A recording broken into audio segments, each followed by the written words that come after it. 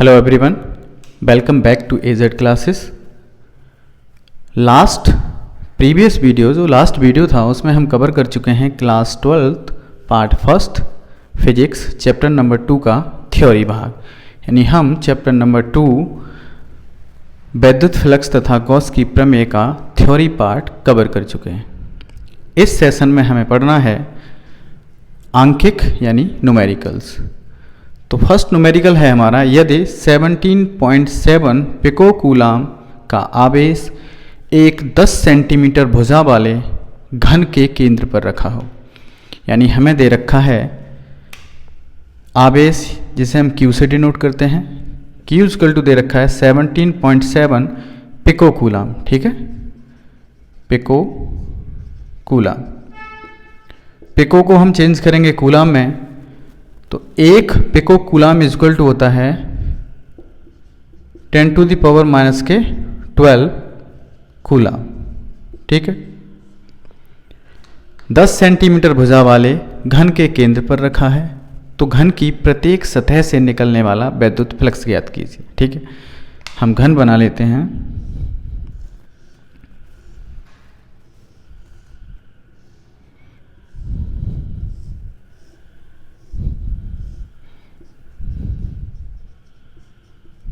ठीक है, और ये जो इसका केंद्र है यहाँ पे 17.7 पिको कूलाम का आवेश रखा है,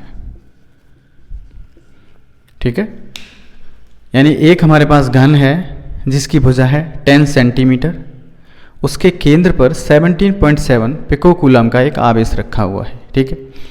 हमें इस घन की प्रत्येक सतह से गुजरने वाला वैद्युत फ्लक्स ज्ञात करना है, ठीक है। तो घन से हम जानते हैं, हम लिखेंगे हम जानते हैं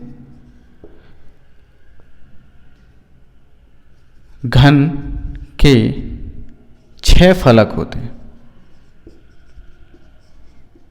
ठीक है। हम ये चीज़ जानते हैं कि घन के कितने फलक होते हैं, 6 फलक होते हैं। देखो एक जो देखो घन मतलब मान लो आपका एक रूम, ठीक है, रूम का बेस जिस पे मैं खड़ा हूँ, ऊपर छत 1 2, मेरे सामने 3, पीछे 4, लेफ्ट 5, राइट 6, ठीक है। घन को हमने मान लिया कि एक कमरा है, ठीक है। तो घन के कितने फलक होते हैं, 6 फलक होते हैं, ठीक है। मान लो मैं सेंटर हूँ, यानी जो 17.7 कूलाम का पिको कूलाम का जो आवेश रखा हुआ है वो मैं हूँ, मान लीजिए, ठीक है, सेंटर में। तो हमें ज्ञात करना है कि उसके जो 6 फलक हैं, जो 6 फलक हैं, उनसे प्रत्येक फलक से गुजरने वाला वैद्युत फ्लक्स, ठीक है, प्रत्येक सतह से निकलने वाला वैद्युत फ्लक्स। तो हम लिखेंगे माना प्रत्येक सतह से निकलने वाला फ्लक्स फाई ई है, ठीक है। हमने मान लिया कि जो प्रत्येक सतह है इसकी, जो घन की, उससे निकलने वाला फ्लक्स कितना है, फाई ई है। फिर लिखेंगे हम गॉस की प्रमेय से, गॉस की प्रमेय से। तो गॉस की प्रमेय क्या कहती थी कि किसी बंद काल्पनिक पृष्ठ से गुजरने वाला कुल वैद्युत फ्लक्स उस पृष्ठ से बद्ध यानी घिरे हुए आवेश का 1/ε0 गुना होता है। आप मान लो कि जो ये संरचना या जो घन आपको दे रखा है वो गॉसियन पृष्ठ है, ठीक है, और उस गॉसियन पृष्ठ से ये जो आवेश है वो बद्ध है, मतलब घिरा हुआ है, क्योंकि इसके केंद्र पे रखा हुआ है, ठीक है। तो यहाँ पे हम गॉस की प्रमेय अप्लाई करेंगे। तो गॉस की प्रमेय से हम लिखते हैं कुल flux is equal to Q/ε0, ठीक है। गॉस की प्रमेय कहती थी कि गॉस के पृष्ठ से परिबद्ध कुल आवेश का 1/ε0 गुना होता है, ठीक है। यानी किसी बंद काल्पनिक पृष्ठ से गुजरने वाला कुल वैद्युत फ्लक्स उस आवेश का 1/ε0 गुना होता है, ठीक है। अब कुल फ्लक्स हमें यह पता है कि हमारे घन के कितने फलक हैं, 6 फलक हैं। प्रत्येक फलक से निकलने वाला वैद्युत फ्लक्स कितना है, फाई ई। तो टोटल या कुल कितना हो जाएगा 6 फाई, ठीक है। यानी फाई इसका हो गया, फाई इसका हो गया, फाई इसका हो गया, यानी कितना हुआ total 6 phi is equal to कितना आ गया Q अपॉन एप्सिलॉन नॉट, ठीक है। यानी 6 phi is equal to Q upon epsilon not, या फिर आगे लिख दो phi E is equal to क्या हो गया Q अपॉन 6 एप्सिलॉन नॉट, ठीक है। Q का मान हमें कितना दे रखा है 17.7 into 10⁻12 upon 6 into epsilon not जो कि होती है परमिटिबिलिटी ऑफ फ्री स्पेस यानी निर्वात की वैद्युतशीलता, जिसका मान हम जानते हैं कितना होता है 8.85 इंटू 10⁻12। अब इसको सॉल्व करोगे आप तो माइनस का 12 है, माइनस का 12, ठीक है। 8.85 ये अप्रॉक्स कट जाएगा 2 बार, ठीक है। अगर आप 8.85 से डिवाइड करोगे 17.7 को तो अप्रॉक्स कट जाएगा कितने से 2, ठीक है। और 2 से ये कट जाएगा कितने बार 3 बार, तो हमारा आंसर कितना आ गया 1/3, ठीक है। अब हम फ्लक्स का क्या लिखते हैं मात्रक। देखो कोई भी क्वांटिटी है बिना मात्रक के नहीं लिखी जानी चाहिए, ठीक है। तो इसका मात्रक हो गया न्यूटन मीटर स्क्वायर प्रति कूलम, न्यूटन मीटर स्क्वायर प्रति कूलम, ठीक है। नेक्स्ट क्वेश्चन नंबर 2 है, एक समान वैद्युत क्षेत्र सदिश E is equal to 2I plus 3J cap minus 4K cap volt प्रति मीटर में एक पृष्ठ क्षेत्रफल A या vector A is equal to 8J cap metre square से गुजरने वाले वैद्युत फ्लक्स की गणना कीजिए, ठीक है। तो हम सॉल्व करेंगे न्यूमेरिकल नंबर 2 जिसमें हमें वेक्टर E दे रखा है 2I cap plus 3J cap minus 4K cap, ठीक है, वोल्ट प्रति मीटर। पृष्ठ क्षेत्रफल दे रखा है हमें, पृष्ठ क्षेत्रफल vector A is equal to 8J cap metre square, ठीक है। फिर हमने फ्लक्स का एक फॉर्मूला पढ़ा था phi E is equal to E dot DA, ठीक है। तो DA तब लगाते थे हम जब एक अल्प क्षेत्रफल लेते थे हम, ठीक है, यानी हम क्षेत्रफल का एक छोटा सा भाग लेते थे। जब हमें क्षेत्रफल वेक्टर A दे रखा है तो हम फाई E इक्वल टू लिख सकते हैं E डॉट A, ठीक है। E डॉट A रखो वैल्यू तो 2I cap plus 3J cap minus 4K cap dot 0I cap plus 8J cap plus 0K cap, ठीक है। यानी x एक्सिस पे उसका एकांक सदिश 0 है, y एक्सिस पे 8J कैप है, z एक्सिस पे 0K कैप है, ठीक है। किन्हीं दो सदिशों का जब अदिश गुणन करते थे तो अदिश गुणन करते समय हम कैसे करते थे, i का i कैप के साथ गुणा प्लस j कैप का j कैप के साथ गुणा प्लस k कैप का k कैप के साथ गुणा, ठीक है। तो करो 2 into 0 is equal to 0 I cap plus j का j के साथ 3 इंटू 8 24 j कैप, ठीक है, प्लस माइनस का 4 into 0 is equal to 0 K cap, अर्थात हम लिख सकते हैं 24 J कैप, ठीक है। अब ये क्या है वेक्टर फॉर्म में है, ठीक है। अगर हम इसका मैग्नीट्यूड निकालेंगे, देखो ये मैग्नीट्यूड है और ये क्या है इसकी डायरेक्शन। अगर आपसे इस फ्लक्स की डायरेक्शन पूछ लेता है तो कहाँ बताओगे आप, बाई एक्सिस के अलोंग, क्योंकि यूनिट वेक्टर है यहाँ पे कितना J कैप, ठीक है। तो हमारा ये 24 क्या है मैग्नीट्यूड है, तो हम लिख सकते हैं फाई E इजक्वल टू 24 यानी क्या 24 न्यूटन मीटर स्क्वायर पर कूलम। ठीक है, ये हो गया हमारा वैद्युत फ्लक्स। जैसे हमने क्वेश्चन नंबर 1 पढ़ा था कि एक 17.7 पिको कूलम का आवेश एक 10 सेंटीमीटर भुजा वाले घन के केंद्र पे रखा हुआ था। ठीक है, अब आप ध्यान दीजिए numerical number 3 and numerical number 4 question number 1 की तरह ही है, यानी क्वेश्चन नंबर 1 पर ही आधारित है, क्योंकि किसी घन के केंद्र पर 10 माइक्रोकूलम का आवेश रखा है। घन के प्रत्येक फलक से निकलने वाला फ्लक्स ज्ञात कीजिए। क्वेश्चन नंबर 4 भी सेम है। 2 माइक्रोकूलम का आवेश 0.2 मीटर भुजा वाले एक घन के केंद्र पर स्थित है। तो इसमें क्या है आपसे क्वेश्चन नंबर 4 में पृष्ठ से निकलने वाला कुल वैद्युत फ्लक्स तथा प्रत्येक पृष्ठ से गुजरने वाला फ्लक्स ज्ञात करना है। ठीक है, यानी इस क्वेश्चन में थोड़ा सा चेंज है कि हमें एक तो पृष्ठ से निकलने वाला कुल वैद्युत फ्लक्स ज्ञात करना है और एक पृष्ठ से निकलने वाला कुल वैद्युत फ्लक्स, यानी एक पृष्ठ से। ठीक है, तो क्वेश्चन नंबर 3 का सॉल्व करेंगे हम। क्वेश्चन नंबर 3, घन के केंद्र पर 10 माइक्रोकूलम आवेश, यानी हमें Q इक्वल टू दे रखा है 10 म्यू सी। माइक्रोकूलम को कूलम में चेंज करेंगे तो 10 × 10⁻⁻6 कूलम। ठीक है, यानी एक माइक्रोकूलम में 10⁻⁻6 कूलम होते हैं। हम जानते हैं,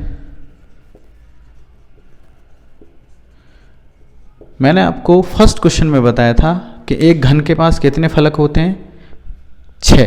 ठीक है, तो घन के पास 6 फलक होते हैं। ठीक है, 6 फलक होते हैं। फिर सेम हम लिखेंगे, एक फलक से गुजरने वाला फ्लक्स φe है। ठीक है, हमने मान लिया है कि एक पृष्ठ से या एक फलक से गुजरने वाला फ्लक्स कितना है, φe, सेम पहले क्वेश्चन की तरह। ठीक है, तो हम गॉस की प्रमेय से जानते हैं। हम लिखेंगे यहां गॉस की प्रमेय से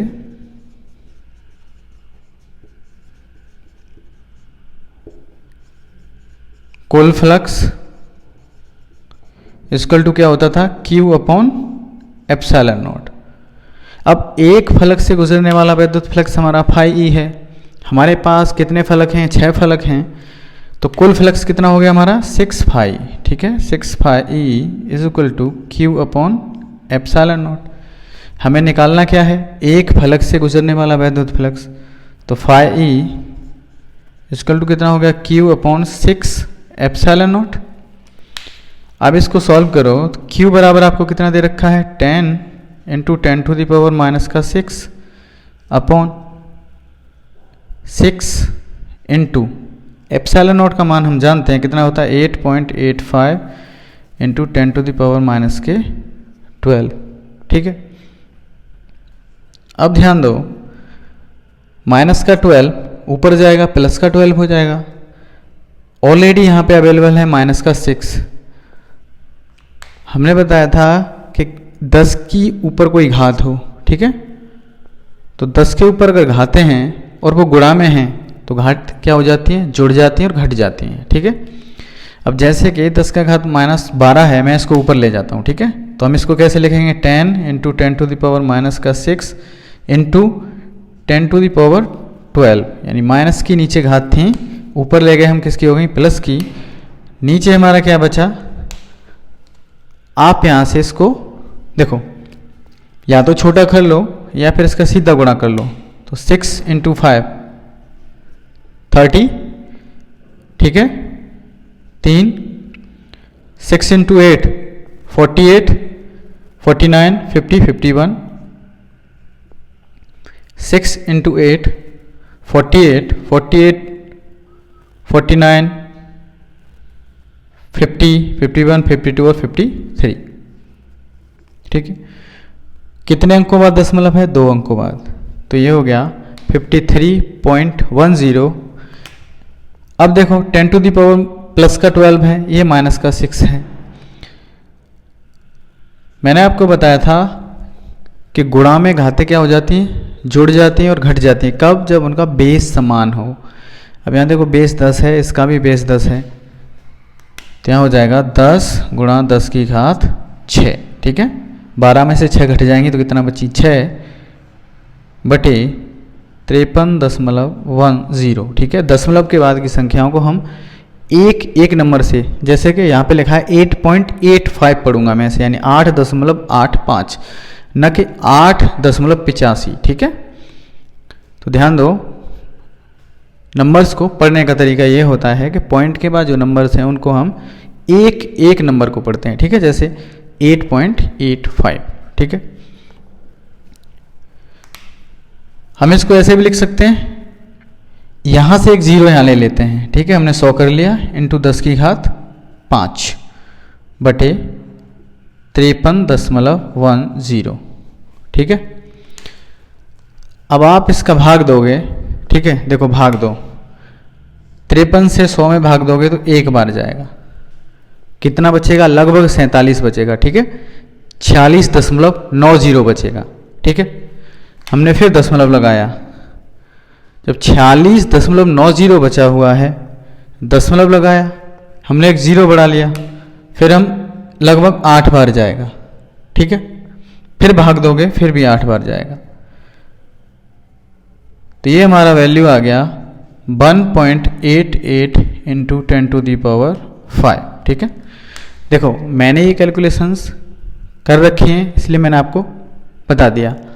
अब आप इनको खुद भी सॉल्व कर सकते हो कि जब आप 100 को डिवाइड करोगे कितने से? 53.10 से, तो 1.88 आएगा। ठीक है, तो हमारा आंसर आ गया 1.88 into 10 to the power 5 newton metre square प्रति कूलम। ठीक है, देखो बोर्ड एग्जाम्स में न्यूमेरिकल्स सबसे ज़्यादा स्कोरिंग होते हैं। ठीक है, यानी आप अगर मान लो 10 नंबर के उसमें न्यूमेरिकल्स आए हुए हैं बोर्ड्स एग्जाम में, तो आप 10 के 10 स्कोर कर सकते हो, बशर्ते कोई गलती मत करना। देखो न्यूमेरिकल्स करते समय हमें एक चीज़ ये याद रखनी है, क्योंकि हमें सिर्फ एक ही पद्धति में मात्रकों को लेना है। ठीक है, आपने फर्स्ट ईयर में पढ़ा होगा, फर्स्ट ईयर में फर्स्ट फिजिक्स का पहला ही चैप्टर है। ठीक है, तो उसमें आपने पढ़ा होगा मात्रकों के बारे में। तो हम हमेशा एक ही मात्रक में, न्यूमेरिकल्स के जो मात्रक होते हैं वो एक ही मात्रक में रखते हैं, चाहे आप CGS पद्धति में रख लो, चाहे आप MKS पद्धति में रख लो, चाहे आप FPS फुट पाउंड सेकेंड पद्धति में रख लो। ठीक है, तो हमें क्या दे रखा था? यहाँ माइक्रो दे रखा था, हमने उसको कूलम में चेंज किया। ठीक है, उसके बाद हमने फॉर्मूला लगाया, किसके नियम से? गॉस के नियम से। कुल फ्लक्स Q/ε0 6π, कुल वैद्युत फ्लक्स हो गया हमारा Q/ε0। फाइनली सॉल्व करने के बाद हमारा आंसर आ गया 1.88 into 10 to the power 5 newton metre square प्रति कूलम। ठीक है,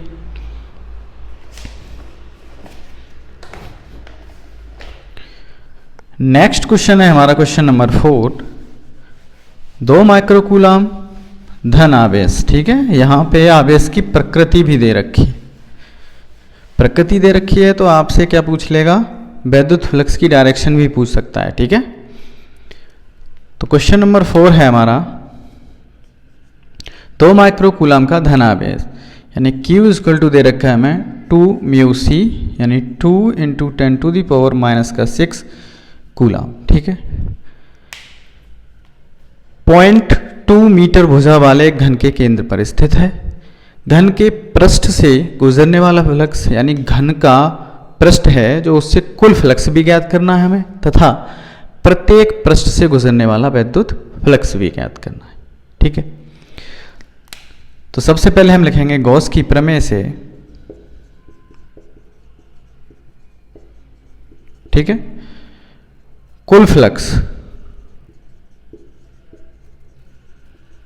इक्वल टू क्या होता था?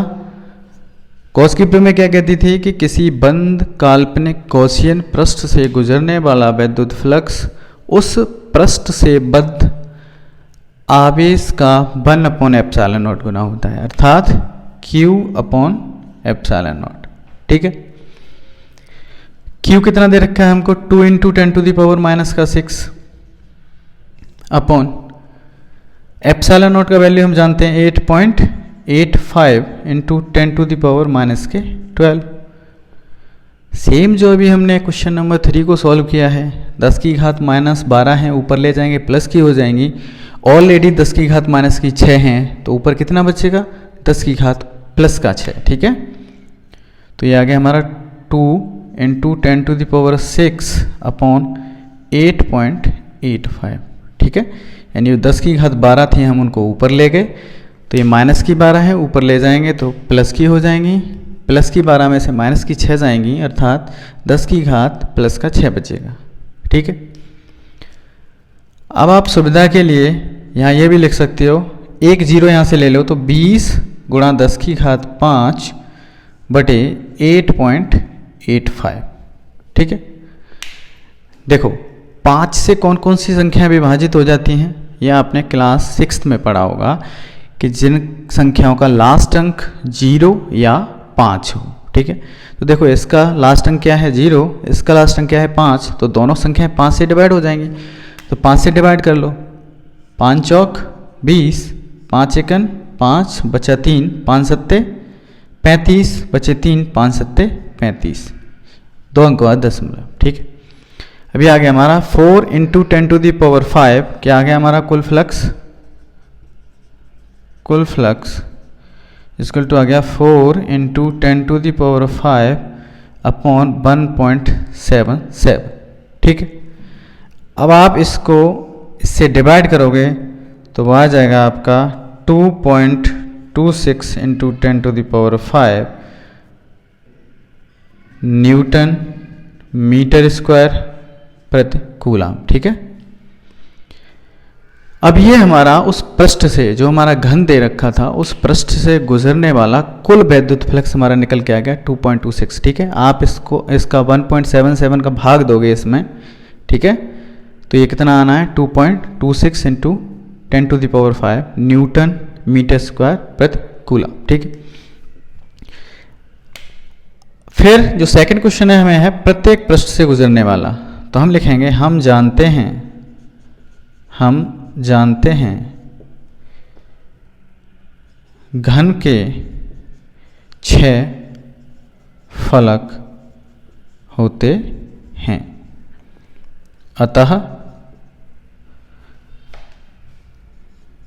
प्रत्येक फलक से गुजरने वाला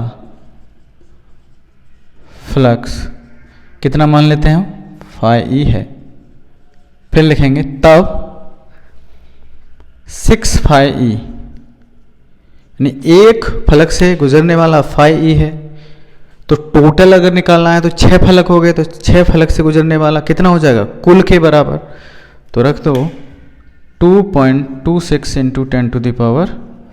ठीक है, अब अगर हमें φe बराबर निकालना है तो 6 से डिवाइड कर देंगे, तो 2.26 × 10⁵ अपॉन 6, हमने 6 से डिवाइड कर दिया।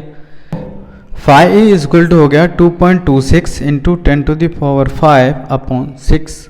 ठीक है, अब हम क्या करेंगे, एक शून्य यहाँ से और ले लेंगे, तो ये हो जाएगा 22.6 बटे 6 गुणा 10 की घात 4। ठीक है, हमने यहाँ से एक 10 को ले लिया, तो हो गया 22.6 बटे 6। ठीक है, अब 6 से डिवाइड करो इसे, तो 6 तिया 18, कितने बचे 4, कितना हो गया 46। अब 46 को फिर 6 से डिवाइड करो तो कितने बार जाएगा 7 बार। ठीक है, 6 सत्ते 42, यहाँ कितने हैं 46, तो कितने बचे 4, दशमलव लगा हुआ है 0 लेंगे, फिर कितने बार जाएगा 6 36, फिर 4 बचेंगे 6 36। ठीक है, कितने अंक बाद दशमलव है 1 अंक बाद। ठीक है, तो हमने लगा दिया यहाँ 3.76 66 इंटू 10⁴। अब इस संख्या को और छोटी लिख सकते हैं हम। तो छोटी संख्या लिखते हुए हम क्या करते हैं कि दशमलव के बाद वाले अंक से और पीछे अंक देखते हैं। अगर 5 से बड़ा है तो हम उस अंक को क्या करते हैं, एक इंक्रीज कर देते हैं, एक बढ़ा देते हैं। तो हम इसको लिखेंगे 3.7। अभी 6 है, 6 के बाद वाला देखो 5 से बड़ा है तो हम इसको 7 लिख सकते हैं। तो हम लिखेंगे 3.77 इंटू 10⁴ न्यूटन मीटर स्क्वायर प्रति कूलाम, या फिर आप लिख सकते हो वोल्ट मीटर। ठीक है, इसका मात्रक जो हमारा फ्लक्स है उसका मात्रक दूसरा क्या होता है, वोल्ट मीटर भी होता है। ठीक है, तो हमने इस क्वेश्चन में दो चीज़ें निकाली। एक तो हमने कुल फ्लक्स निकाला जो कि हमारा निकल के आया 1.77 इंटू 10⁵। ठीक है,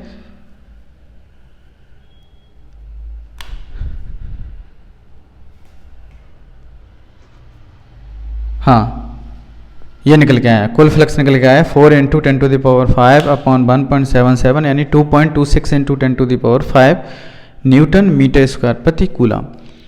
फिर हमने इस घन के प्रत्येक पृष्ठ से गुजरने वाला वैद्युत फ्लक्स निकाला।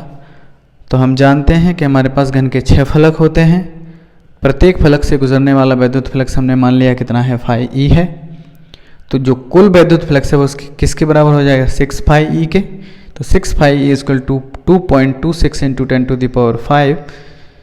फाइनली सॉल्यूशन करने के बाद हमारा आंसर आ गया 3.77 इंटू 10⁴ न्यूटन मीटर स्क्वायर प्रति कूलाम या फिर वोल्ट मीटर। ठीक है, क्वेश्चन नंबर 5।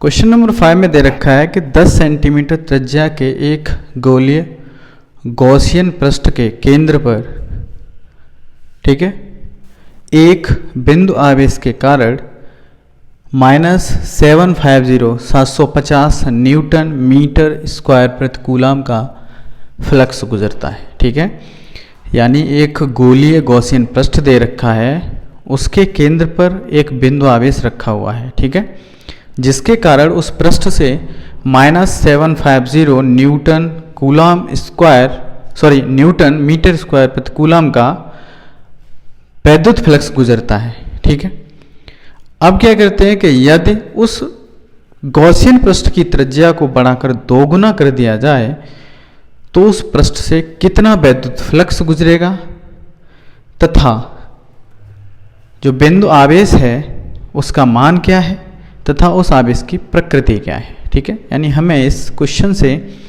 ये समझ में आया कि हमें 3 चीज़ें निकालनी है। क्या क्या निकालना है, एक तो जब त्रिज्या इसकी 2 गुनी कर दी जाए तब गुजरने वाला पृष्ठ से वैद्युत फ्लक्स कितना होगा। सेकंड, पृष्ठ का आवेश क्या होगा, जो पृष्ठ के केंद्र पर, जो गोलीय पृष्ठ है उसके केंद्र पर जो आवेश रखा हुआ है उसका मान क्या होगा।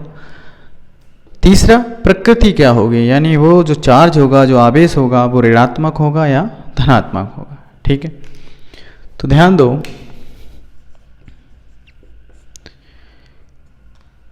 एक हमें दे रखा है 10 सेंटीमीटर त्रिज्या का गॉसियन गोलीय पृष्ठ है जिसके पृष्ठ से गुजरने वाला वैद्युत फ्लक्स φe इक्वल टू दे रखा है आपको -750 न्यूटन मीटर स्क्वायर प्रति कूलाम। ठीक है, गॉस की प्रमेय में मैंने आपको पढ़ाया था कि किसी बंद काल्पनिक पृष्ठ से गुजरने वाला वैद्युत फ्लक्स उस पृष्ठ से बद्ध आवेश का 1/ε0 गुना होता है।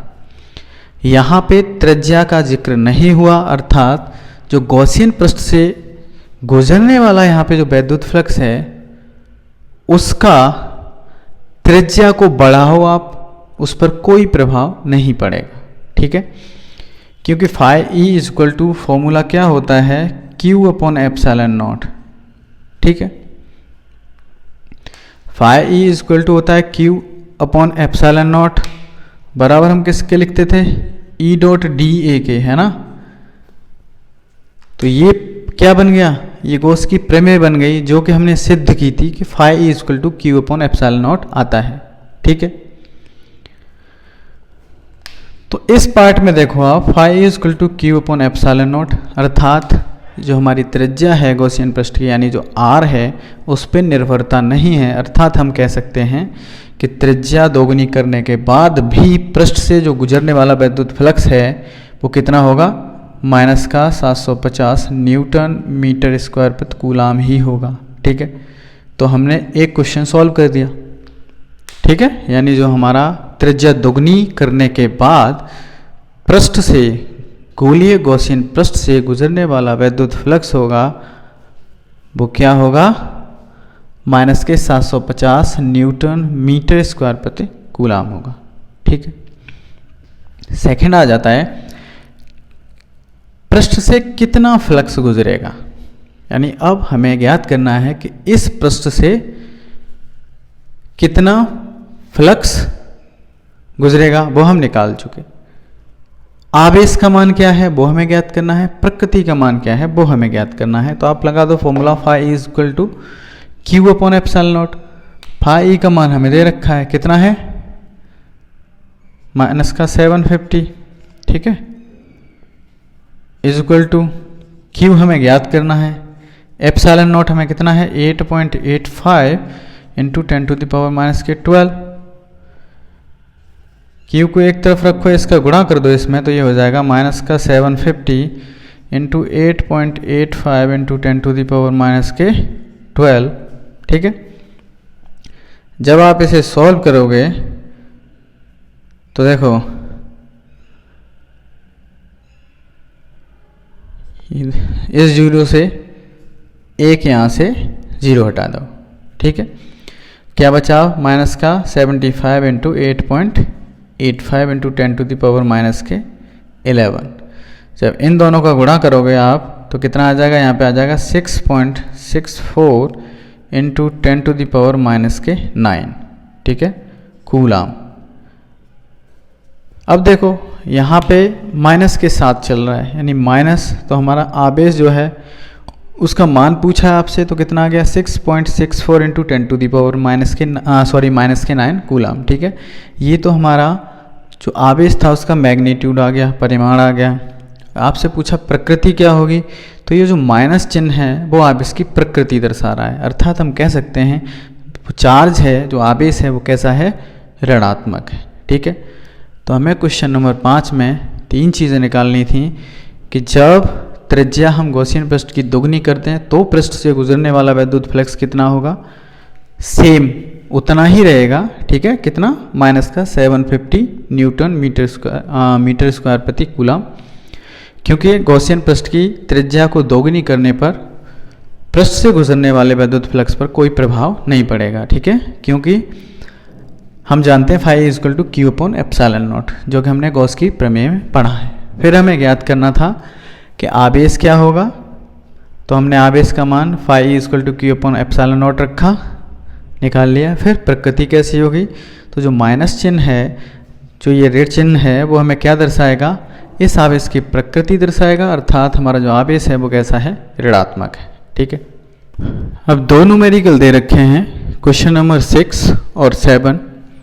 तो ध्यान दीजिए, क्वेश्चन नंबर 6 पे एक अनंत लंबी आवेश की रेखा से 2.0 मीटर दूरी पर 4.5 into 10 to the power 4 newton प्रति कूलाम का वैद्युत क्षेत्र उत्पन्न करती है। तो रेखीय आवेश घनत्व का मान ज्ञात कीजिए। देखो क्वेश्चन नंबर 6 पे ध्यान दो, अनंत लंबी।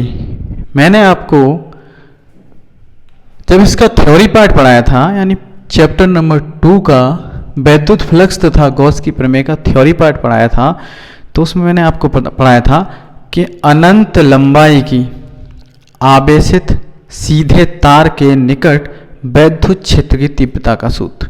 ठीक है, तो अनंत लंबाई के आवेशित सीधे तार के निकट वैद्युत क्षेत्र की तीव्रता का फॉर्मूला मैंने आपको बताया था, E इज इक्वल टू क्या होता था, 1/4 pi epsilon not 2 lambda upon R।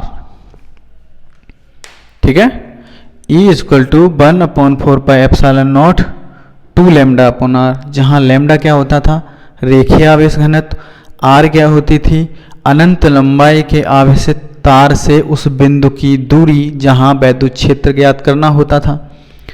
1/4πε0 का मान आप जानते हैं कितना होता है, 9 × 10⁹ ठीक है। तो अब देखो हमें प्रश्न में क्या क्या दे रखा है, हमें r बराबर दे रखी है कितनी, 2 मीटर, 2.0 मीटर, ठीक है।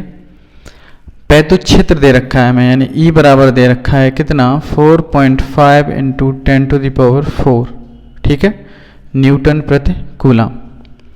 हमसे पूछा है रेखीय आवेश घनत्व लैम्डा का मान, ठीक है, हमसे क्या पूछा है, लैम्डा का मान।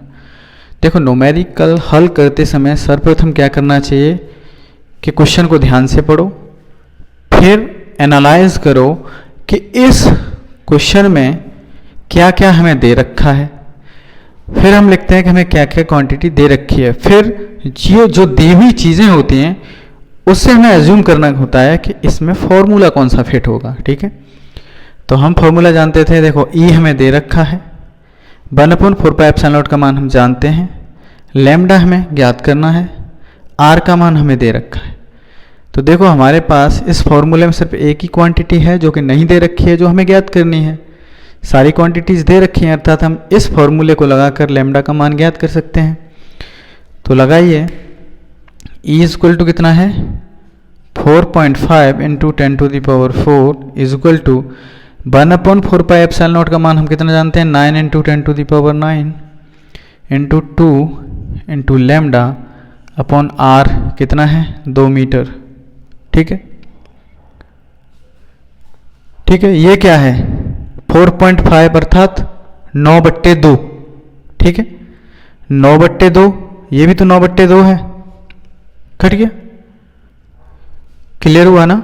4.5 का मतलब क्या है, 4.5, 4.5 का मतलब क्या है, 9/2, तो 4.5 की जगह आप 9/2 लिख लोगे, यहाँ भी 9/2 है, अर्थात ये कट गया एक दूसरे से, ठीक है।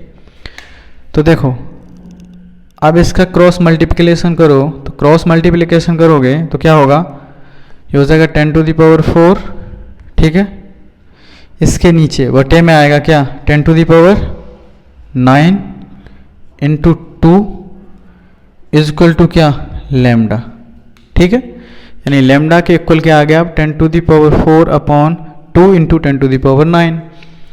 अब 10⁹ को ऊपर ले जाओगे तो ये प्लस की हैं, ऊपर जाएंगे तो किसकी हो जाएंगी, माइनस की, अर्थात लैम्डा इक्वल टू कितना हो गया, 10⁴ इंटू 10⁻⁹ अपॉन 2, ठीक है। अब देखो ये प्लस की हैं 4, ये है माइनस की 9, तो कितनी हो जाएंगी, 1 इंटू 10⁻⁵, ये अपॉन 2 है, यानी 1/2, 1/2 को हम क्या लिख सकते हैं, 0.5, ठीक है, इंटू 10⁻⁵। हम क्वांटिटी को ऐसा नहीं छोड़ते, देखो आप न्यूमेरिकल्स करते समय अगर ये छोड़ दोगे और इसका मात्रक लिख दोगे, ठीक है, अगर आपने ये लिखा और इसका मात्रक लिख दिया, आपका आंसर सही है, ठीक है, कोई गलत नहीं कर सकता। बट हम एक स्टैंडर्ड फॉर्म में छोड़ते हैं, तो हम इसको कैसे लिखेंगे, इसको लिखेंगे 5.0 इंटू, इस दशमलव को हमने एक आगे बढ़ा दिया, अर्थात 10⁻⁶, ठीक है। अब हम इसका मात्रक क्या लिखेंगे, तो हम इसका मात्रक लिखेंगे कूलम प्रति मीटर, इसका हमने मात्रक लिख दिया कूलम प्रति मीटर, ठीक है। आप मात्रक चाहो तो निकाल भी सकते हो, ठीक है, बट आपको याद भी होने चाहिए कि जो रेखीय आवेश घनत्व है उसका मात्रक क्या है, कूलम प्रति मीटर। अब आप कहोगे सर कूलम प्रति मीटर कैसे, तो देखो कूलम प्रति मीटर बताते हैं। रेखीय आवेश घनत्व की परिभाषा क्या थी, एकांक लंबाई पर वितरित आवेश को हम क्या बोलते हैं, रेखीय आवेश घनत्व लैम्डा बोलते हैं। यानी लैम्डा बराबर हम क्या लिखते थे, लैम्डा बराबर Q/L, Q का मात्रक क्या होता है, कूलम, लंबाई का मात्रक क्या होता है, मीटर, तो हमने यहाँ से इसका मात्रक क्या लिख दिया, कूलम प्रति मीटर। क्लियर हुआ। ये -C है। देखो अगर यही क्वेश्चन आपको 2 नंबर में आता है, इन आंकिक सॉल्व करने के लिए आता है, तो आप 5.0 इंटू 10⁻⁻⁶ कूलम प्रति मीटर लिख दोगे, सही है। लेकिन अगर आपको किसी हाँ क्या बोल सकते हैं, कंपटीशन में अगर ये क्वेश्चन दे रखा है तो आपको थोड़ा सा घुमा देगा। जो माइनस का 6 है ना, इसको वो कूलाम की जगह क्या लिख देगा, माइक्रो कूलाम लिख देगा। यानी आपने आंसर निकाला 5.0 इंटू 10⁻⁻6 कूलाम प्रति मीटर। बट उसने ऑप्शन दे रखे हैं, option A, B, C, D, यानी ये कंपटीशन में क्वेश्चन दे दिया उसने, ठीक है। और उसने आंसर दे रखा है 5 माइक्रो कूलाम प्रति मीटर, 5 पिको कूलाम प्रति मीटर, 5/2 माइक्रो कूलाम प्रति मीटर एंड 5/2 पिको कूलाम प्रति मीटर, ठीक है। अब आपने क्वेश्चन में जो आंसर निकाला वो निकाला 5.0 इंटू 10⁻⁻6 कूलाम प्रति मीटर। जब आप इसमें जो बहुविकल्पी देखोगे तो बहुविकल्पी में आपका आंसर मैच ही नहीं होगा, तो फिर आप सोचोगे कि आंसर गलत है। आंसर आपका गलत नहीं है, आंसर सही है, ठीक है। पर थोड़ा ध्यान देने वाली बात यह है कि हम जानते हैं 1 कूलाम इक्वल टू कितना होता है, 10⁻⁻6 को हम लिख सकते हैं माइक्रो कूलाम, ठीक है। तो हमने यहाँ लिख दिया माइक्रो कूलाम, तो ये हो गया 5 माइक्रो कूलाम प्रति मीटर। सॉरी, ये माइक्रो कूलाम होता है 10⁻⁻6 और पिको कूलाम होता है वो 10⁻⁻12 होता है, ठीक है। तो हमारा ऑप्शन ए सही है, 5 माइक्रो कूलाम प्रति मीटर, ठीक है। नेक्स्ट क्वेश्चन है क्वेश्चन नंबर 7। क्वेश्चन नंबर 7 में कह रहा है कि धातु की एक बड़ी पतली प्लेटें, देखो कैसी प्लेट हैं, बड़ी प्लेटें हैं और पतली हैं, एक दूसरे के सामने, ठीक है, या समीप कैसी रखी हुई हैं, समांतर स्थिति में रखी हुई हैं। फिर कह रहा है प्लेटों पर आवेश का पृष्ठ घनत्व सिग्मा दे रखा है हमें कितना, 1.77 इंटू 10⁻⁻11 कूलाम प्रति मीटर स्क्वायर, ठीक है। तथा विपरीत चिन्हों का है, यानी 2 प्लेट दे रखी हैं, देखो एक प्लेट हमें ये दे रखी है और एक प्लेट हमें ये दे रखी है, ठीक है। इसका सिग्मा है, इसका मान लेते हैं माइनस सिग्मा है। उसने बोला है कि समान है परंतु कैसा है, विपरीत चिन्हों का है। प्लेटें एक दूसरे के समीप रखी हुई हैं, जो कि उसने बोला है, समांतर रखी हुई हैं, अर्थात इनके बीच की दूरी प्रत्येक जगह समान है। पतली प्लेटें हैं, ठीक है। कह रहा है विपरीत चिन्हों का है, प्लेटों के बीच वैद्युत क्षेत्र की तीव्रता ज्ञात करो। अब इन दोनों प्लेटों के बीच में वैद्युत क्षेत्र की तीव्रता ज्ञात करने हैं, तो आप थ्योरी पार्ट पे जाओ। मैंने आपको उस वीडियो में बताया था कि 2, ठीक है, समांतर प्लेटें, कैसी, अनंत विस्तार वाली 2 समांतर, कैसी, एक समान रूप से आवेशित प्लेटों के बीच में तथा बाहर किसी भी बिंदु पर। मैंने क्या निकलवाया था आपको, वैद्युत क्षेत्र की तीव्रता के 2 फॉर्मूले निकलवाए थे, है ना। देखो अगर आपको एक बिंदु P यहाँ दे रखा हो, एक बिंदु P डैश यहाँ दे रखा हो, तो मैंने बोला था कि एक तो बाह्य बिंदु और एक दोनों के बीच में 2 बिंदुओं पर वैद्युत क्षेत्र की तीव्रता ज्ञात करनी है। बट हमें यहाँ पे उसने इंडिकेट कर रखा है कि प्लेटों के बीच वैद्युत क्षेत्र की तीव्रता ज्ञात करो। हमें प्लेटों के बीच में वैद्युत क्षेत्र की तीव्रता ज्ञात करनी है, ठीक है। अच्छा एक बात बताइए, इस बिंदु पे अगर आपसे पूछा जाता कि ठीक है प्लेटों के बाहर वैद्युत क्षेत्र की तीव्रता बताइए, तो प्लेटों के बाहर वैद्युत क्षेत्र की तीव्रता मैंने आपको डायरेक्ट बताई थी, क्या हो जाएगी, 0 हो जाएगी। अब 0 क्यों हो जाएगी, उसका भी मैंने एक वो बताया था आपको, कैसे, देखो ये नेगेटिव है पृष्ठ आवेश घनत्व इसका, ठीक है।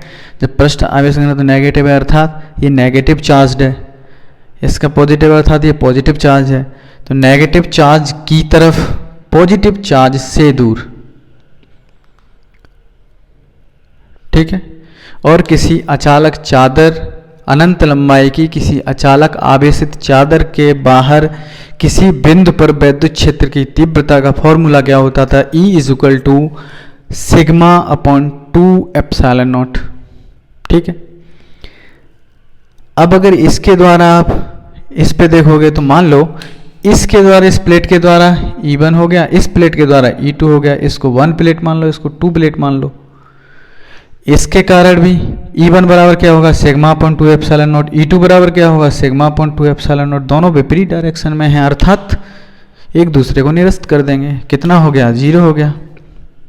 ठीक है, मैंने डायरेक्ट फॉर्मूला भी करवाया है थ्योरी पार्ट में, बट अगर आपने थ्योरी पार्ट वाली वीडियो नहीं देखी है तो मैं यहाँ समझा भी दिया। ठीक है, अब बीच वाली कहानी देखो। पॉजिटिव प्लेट है तो पॉजिटिव प्लेट से दूर हो गया E2 का मान, E1 का मान नेगेटिव प्लेट की तरफ हो गया। क्यों? क्योंकि वैद्युत क्षेत्र की डायरेक्शन उसकी जो आवेश होता है, जो उसका आवेश होता है, उसकी जो वैद्युत बल रेखाएं निकलती हैं उस पर निर्भर करती है। ठीक है, जैसे कि नेगेटिव चार्ज में जो वैद्युत बल रेखाएं हैं वो लंबवत अंदर की ओर प्रवेश करती हैं और पॉजिटिव चार्ज से वैद्युत बल रेखाएं लंबवत बाहर की ओर निकलती हैं। अर्थात जब ये प्लेट नंबर 2 धनावेशित है तो इससे जो वैद्युत क्षेत्र की डायरेक्शन है कहाँ होगी, बाहर की ओर। ये ऋणावेशित है तो इसमें क्या होगी, अंदर प्रवेश करती हुई तो अंदर की ओर। अब आप कहोगे कि ये नेगेटिव पॉजिटिव कैसे पता चली, तो मैं आपको पहले ही बता चुका हूँ कि नेगेटिव क्यों और पॉजिटिव क्यों। क्योंकि पृष्ठ आवेश घनत्व प्रश्न में बोल रखे हैं, कैसे हैं, विपरीत आवेशित। ठीक है, क्योंकि पृष्ठ आवेश घनत्व सिग्मा बराबर हम क्या लिखते हैं Q अपॉन A। ठीक है, 3 तरह के पृष्ठावेश होते हैं, एक रेखीय आवेश घनत्व, दूसरा पृष्ठावेश घनत्व, तीसरा आयतन आवेश घनत्व। ठीक है, तो तीनों घनत्वों के बारे में भी मैंने चैप्टर नंबर 1 में पढ़ाया है आपको। ठीक है, अब ध्यान दो, फिर मैंने इसका एक डायरेक्ट फॉर्मूला निकलवाया था आपसे कि अगर 2 समांतर प्लेटें हैं, एक समान रूप से आवेशित हैं तथा कैसी हैं, विपरीत चिन्हों वाली। ठीक है, यानी आवेश का परिमाण समान है बट प्रकृति असमान है, यानी एक पॉजिटिव एक नेगेटिव है, तब प्लेटों के बीच अगर वैद्युत क्षेत्र की तीव्रता E निकालनी हो तो E का फॉर्मूला क्या होता था, सिग्मा अपॉन एप्सिलॉन नॉट। तो सिग्मा बराबर हमें दे रखा है 1.77 इंटू 10⁻⁻11 कूलम मीटर स्क्वायर बटे, इसका मान हम जानते हैं 8.85 इंटू 10⁻⁻12। ठीक है, अब इस -12 को ऊपर ले जाओ भाई ऊपर। जब ऊपर ले जाओगे तो ये प्लस की हो जाएंगे, तो 1.77 इंटू 10⁻⁻11 10⁻⁻12 नीचे से गए ऊपर तो क्या हो गए, प्लस के हो गए, अपॉन 8.85। ठीक है, माइनस प्लस के 12 में सॉरी और माइनस के 11 है तो प्लस का 1 बचा। ठीक है, यानी इन दोनों को काटने के बाद क्या बचा यहाँ पे, 10 की घात 1 बचा। 10 की घात 1 का मतलब 10 का आप इसमें गुणा कर दोगे तो ये कितना हो जाएगा 70.7 बटे 8.85 और ये लगभग 2 के बराबर। ठीक है, यानी आप इससे इसमें भाग दोगे तो लगभग 2 के बराबर आएगा। तो हमने लिख दिया 2 न्यूटन प्रति कूलम। ठीक है, क्या आ गया हमारा, वैद्युत क्षेत्र का मान आ गया। ठीक है, अगला क्वेश्चन है क्वेश्चन नंबर 8 और क्वेश्चन नंबर 9। तो क्वेश्चन नंबर 8 में ध्यान दो, 1.0 मीटर स्क्वायर क्षेत्रफल की 2 प्लेटें परस्पर अभिमुख रखी हुई हैं। कहने का मतलब यही है, तो लास्ट 7th जो क्वेश्चन था उसमें 2 पतली समांतर प्लेटें थी जो आपस में पास रखी हुई थी। अब उसने बोल दिया है कि उनका पृष्ठ क्षेत्रफल दे रखा है। ठीक है, यानी उसने 2 प्लेटें दे रखी हैं, अभिमुख का मतलब है एक दूसरे के सामने रखी हुई हैं। ठीक है, पृष्ठ क्षेत्रफल कितना है इसका, A = 1.0 मीटर स्क्वायर। ठीक है, दोनों का।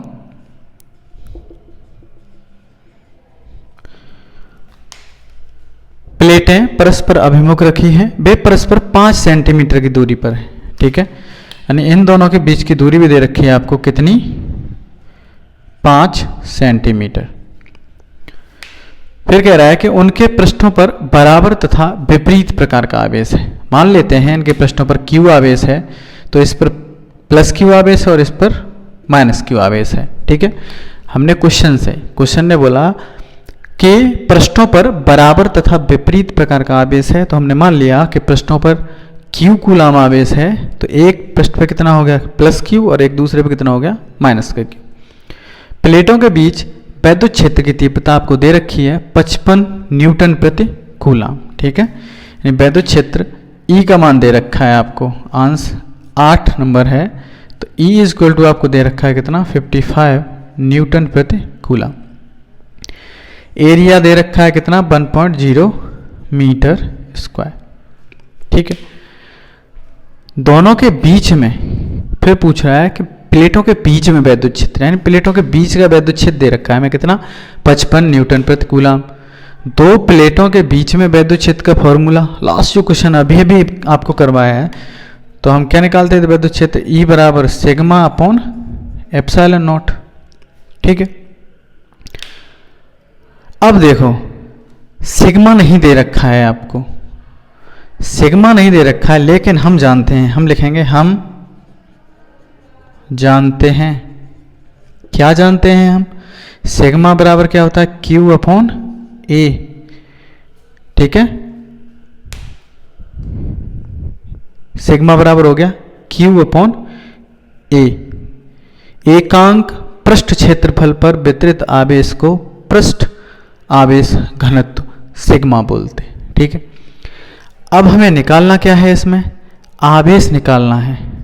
ठीक है, क्षेत्रफल दे रखा है आपको, द्रव्यमान भी दे रखा है आपको, सॉरी ये दूसरा क्वेश्चन है, आपको दे रखा है क्षेत्रफल दे रखा है, परस्पर 5 सेंटीमीटर की दूरी पर रखे हुए हैं, पृष्ठों पर बराबर तथा विपरीत प्रकार का आवेश है,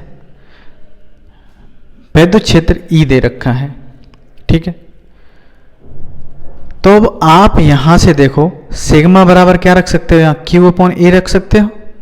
इसमें सिग्मा हमें नहीं दे रखा, बट हमें सिग्मा बराबर Q अपॉन A हम जानते हैं, तो हम सिग्मा बराबर Q अपॉन A इस फॉर्मूले में रख सकते हैं। तो हम लिख देंगे, इसको मान लेते हैं समीकरण नंबर 1। जब सिग्मा बराबर इसमें रखोगे तो क्या हो जाएगा फॉर्मूला, E बराबर सिग्मा की रखो Q upon A upon epsilon not, अर्थात हो जाएगा ये Q upon A epsilon not. ठीक है, अब देखो हमें Q ज्ञात करना है, E हमें दे रखा है, एप्सिलॉन नॉट का मान हम जानते हैं, A हमें दे रखा है, तो हम निकाल लेंगे। तो निकालो, E बराबर कितना दे रखा है हमें 55। ठीक है, 55 इक्वल टू Q बराबर हमें ज्ञात करना है, A बराबर हमें क्या दे रखा है 1.0 इंटू एप्सिलॉन नॉट का हम जानते हैं कितना 8.85 इंटू 10⁻⁻12। ठीक है, क्रॉस मल्टीप्लिकेशन कर दो, तो Q बराबर कितना हो जाएगा, Q बराबर हो गया ये 55 इंटू 8.85 इंटू 10⁻⁻12 कूलाम। ठीक है, 8.85 में 55 से मल्टीप्लाई करोगे तो इसका आंसर आ जाएगा। ठीक है, यानी मेन चीज़ है हमारा तरीका। ठीक है, यानी न्यूमेरिकल्स करते समय हमें सबसे पहली बात मैंने आपको पहले ही बताया है कि सबसे पहले हमें थ्योरी से देखना है कि हमें क्या क्या दे रखा है। फिर अब हमने यहाँ पे E बराबर सिग्मा अपॉन एप्सिलॉन नॉट सूत्र लगाया। अब हमें यहाँ पे सिग्मा का मान पता नहीं है, बट हमें एरिया दे रखा है, तो हम सिग्मा का फॉर्मूला जानते हैं कि sigma equal to Q upon A, क्योंकि हमसे Q पूछा है, आवेश की गणना कीजिए। तो हमसे Q पूछा है तो हम सिग्मा का मान इस समीकरण में रख देंगे, तो Q upon A upon epsilon not, Q upon A epsilon not value रखेंगे तो इसका मान निकल के आ जाएगा। ठीक है, अब आ जाते हैं हम क्वेश्चन नंबर 9। तो क्वेश्चन नंबर 9 क्या कह रहा है कि 0.002 मिलीग्राम द्रव्यमान वाली तथा 6 इलेक्ट्रॉन के आवेश से युक्त एक तेल की बूंद, ठीक है, एक समान वैद्युत क्षेत्र में स्थिर लटकी है, वैद्युत क्षेत्र की तीव्रता ज्ञात करो। ठीक है, सबसे पहले तो हमें ये ध्यान देना है, देखो अब तेल की बूंद है, ये कोई तेल की बूंद है, ठीक है, इस पे आवेश दे रखा है हमको 6e 6 इलेक्ट्रॉन। ठीक है, इसका द्रव्यमान हमें m बराबर दे रखा है कितना 0.002 मिलीग्राम।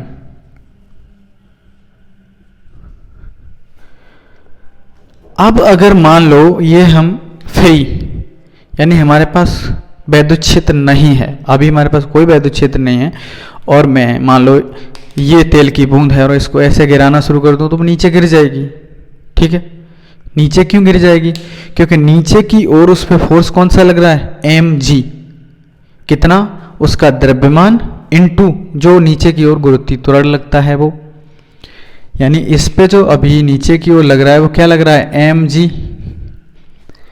बट क्वेश्चन में बोल रखा है कि भाई ये संतुलित है, स्थिर लटकी हुई है, यानी ये यहाँ लटकी हुई है, गिर नहीं रही है। जब ये यहाँ लटकी हुई है, गिर नहीं रही है, तो इसका तात्पर्य ये है कि इस फोर्स के बराबर ही इस पे विपरीत फोर्स लग रहा होगा। यानी कोई चीज मुझे संतुलित करनी है, मान लो ये आपकी तेल की बूंद है, ठीक है, इसका द्रव्यमान आपको दे रखा है 0.002 मिलीग्राम है। ठीक है, और ये यहाँ पे स्थिर अवस्था में है। स्थिर अवस्था का मतलब क्या है कि भार इनटू गुरुत्वीय त्वरण नीचे गिराएगी, ऐसे इसको नीचे गिराएगी। लेकिन अगर मुझे इसे स्थिर रखना है तो मुझे यहाँ से कोई फोर्स लगाना पड़ेगा, और फोर्स किसके बराबर लगाना पड़ेगा, इसके द्रव्यमान इनटू गुरुत्वीय त्वरण के बराबर। तो उसने बोला है कि एक समान वैद्युत क्षेत्र में स्थित है। ठीक है, कैसे स्थित है, एक समान वैद्युत क्षेत्र में। ठीक है, अब ये वैद्युत क्षेत्र में स्थित है, जब वैद्युत क्षेत्र में स्थित है तो ये नीचे की ओर गिर रही है, ठीक है, mg से, और इसी mg के बराबर अगर इसका जो वैद्युत क्षेत्र है वो इस पे फोर्स लगाना शुरू कर दे तो तेल की बूंद क्या हो जाएगी, स्थिर हो जाएगी, रुक जाएगी। हम एक फॉर्मूला जानते हैं, F बराबर QE। ठीक है, यानी वैद्युत क्षेत्र में किसी आवेश पर कितना बल लगता है, QE के बराबर। ठीक है, अब देखो इस बूंद पे कितना बल लगाएगा ये वैद्युत क्षेत्र, QE के बराबर, तभी तो इसे संतुलित कर पाएगा, यानी तभी तो यहाँ पे इसे स्थिर कर पाएगा। अर्थात हम लिख सकते हैं आंसर नंबर 9, हम लिख सकते हैं F बराबर QE, और QE किसके बराबर है, mg के। ठीक है, यानी जो बल F बराबर QE है ऊपर की ओर इस पे लगाया जाएगा, यानी इस बल की डायरेक्शन के विपरीत डायरेक्शन में, तभी तो इसको ये यहाँ इस पर स्थिर रोक पाएगी। अब देखो हम लिखेंगे, हमारे पास द्रव्यमान m बराबर दे रखा है, m बराबर क्या दे रखा है, 0.002 मिलीग्राम। ठीक है, मैंने आपको बताया था कि न्यूमेरिकल्स करते समय हमें हमेशा जितनी भी क्वांटिटी हमें दे रखी हो उनके मात्रक एक ही पद्धति में लेके आने हैं। ठीक है, अब यहाँ मिलीग्राम दे रखा है बट हमें किलोग्राम में चेंज करना है, क्योंकि हमें MKS पद्धति में लगाना है, क्योंकि MKS पद्धति में बल का मान न्यूटन होता है। ठीक है, Q का कूलम। ठीक है, तो देखो मिलीग्राम है तो आपने सारी पढ़ी होगी किलो, हेक्टो, डेका, ग्राम, डेसी, सेंटी, मिली। अगर आपसे कहा जाए कि 1 ग्राम में कितने मिलीग्राम होंगे तो 10 की घात 3, यानी 1 ग्राम में 10 की घात 3 मिलीग्राम होंगे। बट आपसे पूछा जाए कि 1 मिलीग्राम में कितने ग्राम होंगे तो 10 की घात -3।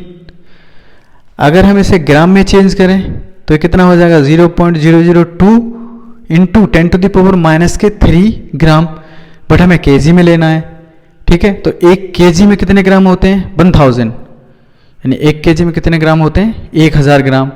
बट 1000 ग्राम में कितने केजी होते हैं, 1/1000, यानी 10⁻³ तो हम इसको चेंज कर लेंगे किलोग्राम में, तो ये हो जाएगा 0.002 इंटू 10⁻⁶ kg किलोग्राम।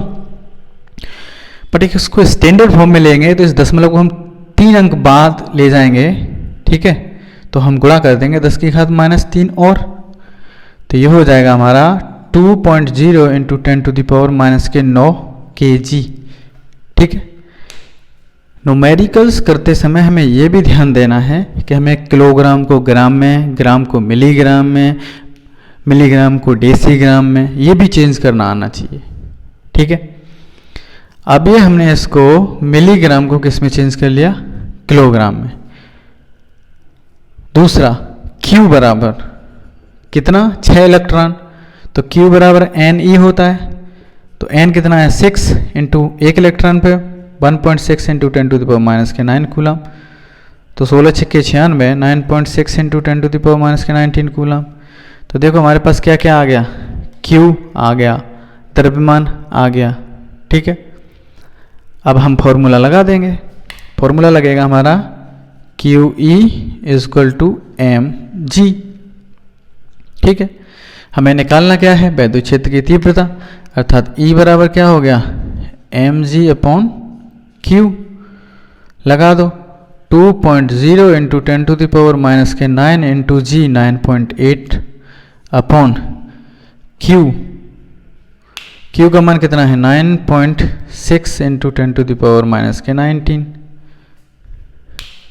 ठीक है, -19, तो यहाँ कितने बचे, +10, कैसे, -19 है, हर बार बताया, तो ठीक है, ज़्यादा डिटेल में नहीं बताऊंगा। -10 को ऊपर ले जाएंगे, -19 को ऊपर ले जाओगे, +19 हो जाएंगे। यहाँ ऑलरेडी -10 हैं, -9 हैं, तो +19 में से -9 जाएंगे तो +10 बचेंगे, ठीक है। तो अभी हमारी आगे वैल्यू आ गई 2 इंटू 9.8 इंटू 10⁻10 अपॉन 9.6, ठीक है। दशमलव से दशमलव हटा लो, अब सॉल्व कर लो, 2 से 2 चौक 8, 2 8 16, 48, ठीक है। अब 48 से भाग दो इसमें, तो 48 एकन 48, 48 दूनी 96, बचे 2, दशमलव लगाया, 0 बढ़ाया, 20 हो गए, 20 डिवाइड हो जाएगा 48 से, नहीं होगा, फिर 0 लगाया, कितने हो गए 200, तो 48 से अगर हम 200 को डिवाइड करेंगे तो कितने बार जाएगा, फिर 4 बार, ठीक है। तो इसका आंसर आ गया हमारा 2.04 इंटू 10⁻10 कूलम। सॉरी, क्या निकाल रहे हैं हम, वैद्युत क्षेत्र निकाल रहे हैं। तो वैद्युत क्षेत्र का मात्रा क्या होता है, न्यूटन प्रति कूलम, ठीक है। तो हमारा वैद्युत क्षेत्र कितना निकल के आ गया, 2.04 इंटू 10⁻10 न्यूटन प्रति कूलम। यानी अगर 6e इलेक्ट्रॉन आवेश रखने वाली तेल की बूंद को, जिसका द्रव्यमान कितना हो 0.002 मिलीग्राम हो, अगर हम इतने वैद्युत क्षेत्र में छोड़ दें तो वो कैसी हो जाएगी, स्थिर हो जाएगी, अर्थात वो नीचे नहीं गिरेगी। क्लियर हुआ। क्वेश्चन 10 और 11। तो क्वेश्चन 10 देखो, उस वैद्युत क्षेत्र की तीव्रता व दिशा ज्ञात करो जो एक अल्फा कण को संतुलित कर सके। ठीक है, सेम अभी तेल की बूंद वाली कहानी जो बताई थी, अब तेल की बूंद की जगह क्या है, अल्फा कण है। ठीक है, तो जब तेल की बूंद की जगह अल्फा कण है तो हम 10, देखो आप देख रहे होंगे कि हम फॉर्मूला लगाते हैं QE = mg, ये लगाते हैं ना, बट आप देख रहे हो कि इसमें किसी का मान नहीं दे रखा। ठीक है, ना हमें Q का मान दे रखा है, E का मान तो हमें ज्ञात ही करना है, M का मान भी दे नहीं रखा है। हाँ, G का मान हम जानते हैं, G का मान कितना होता है 9.8 मीटर प्रति सेकंड स्क्वायर। ठीक है, तो देखो अल्फा कण, जो अल्फा कण होता है ना, हम उसको ट्वाइस He4 भी बोलते हैं। ठीक है, आपने केमिस्ट्री में पढ़ा होगा, अल्फा कण ट्वाइस He4। तो 2 प्रोटॉन हो गए, 2 न्यूट्रॉन हो गए, 2 इलेक्ट्रॉन हो गए, ठीक है। एक इलेक्ट्रॉन पे कितना होता है द्रव्यमान? 1.6 इंटू 10⁻⁻⁹ कूलम। बट यहाँ 2 प्रोटॉन है क्योंकि अल्फा कण एक पॉजिटिव कण है, ठीक है। तो इस अल्फा कण का आवेश कितना हो जाएगा? कितना? 3.2 इंटू 10⁻⁻⁹ कूलम, यानी 2 इंटू 1.6 इंटू 10⁻⁻⁹ कूलम, ठीक है। ये आप डायरेक्ट भी याद रख सकते हो, आपको डायरेक्ट याद होना चाहिए, रख नहीं सकते, होना ही चाहिए। देखो क्वेश्चन में दे रखा था, बट मैंने जानबूझ के इस क्वेश्चन में नहीं लिखा, क्योंकि आपको पता होना चाहिए आवेश जो अल्फा कण है उस पर आवेश कितना होता है। तो आप याद रखना 3.2 इंटू 10⁻⁻⁹ कूलम, तथा अल्फा कण का द्रव्यमान कितना होता है? तो होता है 6.68 इंटू 10⁻⁻27 kg। कितना होता है? 6.68 इंटू 10⁻⁻27 kg, ठीक है। अब फॉर्मूला लगा दो। देखो 3 क्वांटिटी पता चल गई हमें, m पता चल गया, q पता चल गया, g हम जानते हैं, e ज्ञात करना है, ठीक है। तो लगाओ formula QE is equal to mg, हमें e ज्ञात करना है, तो हम लगा देंगे mg/q, ठीक है। m कितना होता है? 6.68 इंटू 10⁻⁻27, g आप लगा लो 9.8 अपॉन q, तो q का मान है हमारा 3.2 इंटू 10⁻⁻⁹ कूलम, ठीक है, मत रखो। अब इधर देखो, यहाँ माइनस के 19 हैं, ऊपर जाएंगे प्लस के हो जाएंगे, तो प्लस के 19 हो जाएंगे, और यहाँ पहले से 27 हैं माइनस के, ठीक है। देखो, और इसमें और ज़्यादा सुविधा अगर आपको करनी है, अगर आपको आंसर में एक्यूरेट वैल्यू, अगर देखो, हाँ चीज़ मैं बता देता हूँ आपको, अगर यहाँ ब्रैकेट में लिख के दे दे कि g इक्वल टू 9.8 मीटर प्रति सेकेंड स्क्वायर, तो हर हालत में आपको 9.8 मीटर प्रति सेकेंड ही लगाना है न्यूमेरिकल्स में, ठीक है। अगर आपको g इक्वल टू ना दे रखा हो तो आप g इक्वल टू 10 भी लगा सकते हो, ठीक है। हम अप्रॉक्स 10 के भी मान लेते हैं, g इक्वल टू 10 मीटर प्रति सेकेंड स्क्वायर, सो दैट क्या होता है कि हमारी जो कैलकुलेशन है ना वो थोड़ी नॉर्मल हो जाती है, ठीक है। मानने के लिए आप 9.8 को 10 भी मान सकते हो, ठीक है। मैं मान लो 10 मान लेता हूँ, मैंने 10 मान लिया, ठीक है। जब 10 मान लिया तो देखो 10 की घात 1 यहाँ पे है, ये ऊपर जाएगी 10 की घात 19 हो जाएंगी, तो 19 और 1 20, 20 प्लस की हो गई, माइनस की 27 हैं, तो कितनी बची? 10 की घात माइनस के 7 बचे, ठीक है। यहाँ कितना बचा? 6.68 अपॉन 3.2, ठीक है। मैं इसको काट दूंगा लगभग 2 के बराबर। मालूम मैं क्यों काट दूंगा लगभग 2 के बराबर? क्योंकि मैंने g का मान 10 रख लिया। अगर मैं 9.8 रखता तो 9.8 का गुणा करता है इसमें, ठीक है। तो वैसे अगर मैं 10 का गुणा कर रहा हूँ तो आ जाएगा ये 66.8। अगर मैं 10 की जगह 9.8 का गुणा करूँगा तो ये 66 कुछ आएगा, 2 3 4, ठीक है, यानी कम आएगा मान। फिर आराम से हम 3.2 से डिवाइड करेंगे, हमारा आंसर आ जाएगा। क्लियर हुआ? तो मैंने क्या किया है कि इसको 10 मान लिया और फिर इसको अप्रॉक्स 2 से काट दिया है, ठीक है, अप्रॉक्स। अब ये मत बोलना कि एक्यूरेट वैल्यू सर आपने 2 रख दी, 2 कैसे हो जाएगा? अगर हम 3.2 से 6.68 में डिवाइड करेंगे तो कैसे? ठीक है, आप करने के लिए कर सकते हो। कैसे करेंगे?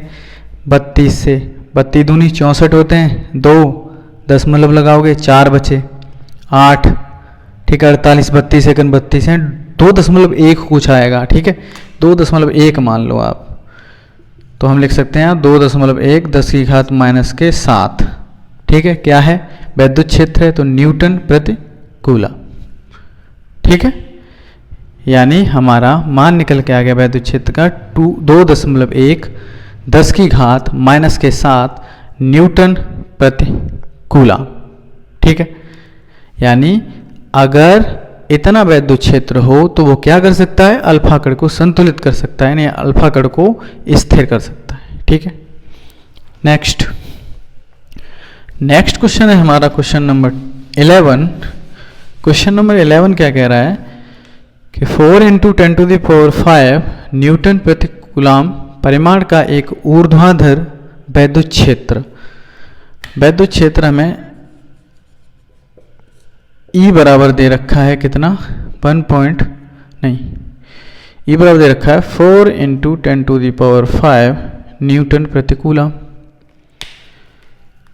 इतनी केजी की जल की बूंद m बराबर दे रखा है 1.0 इंटू 10⁻⁴ kg गिरने से रोकता है तो बूंद का आवेश ज्ञात करो।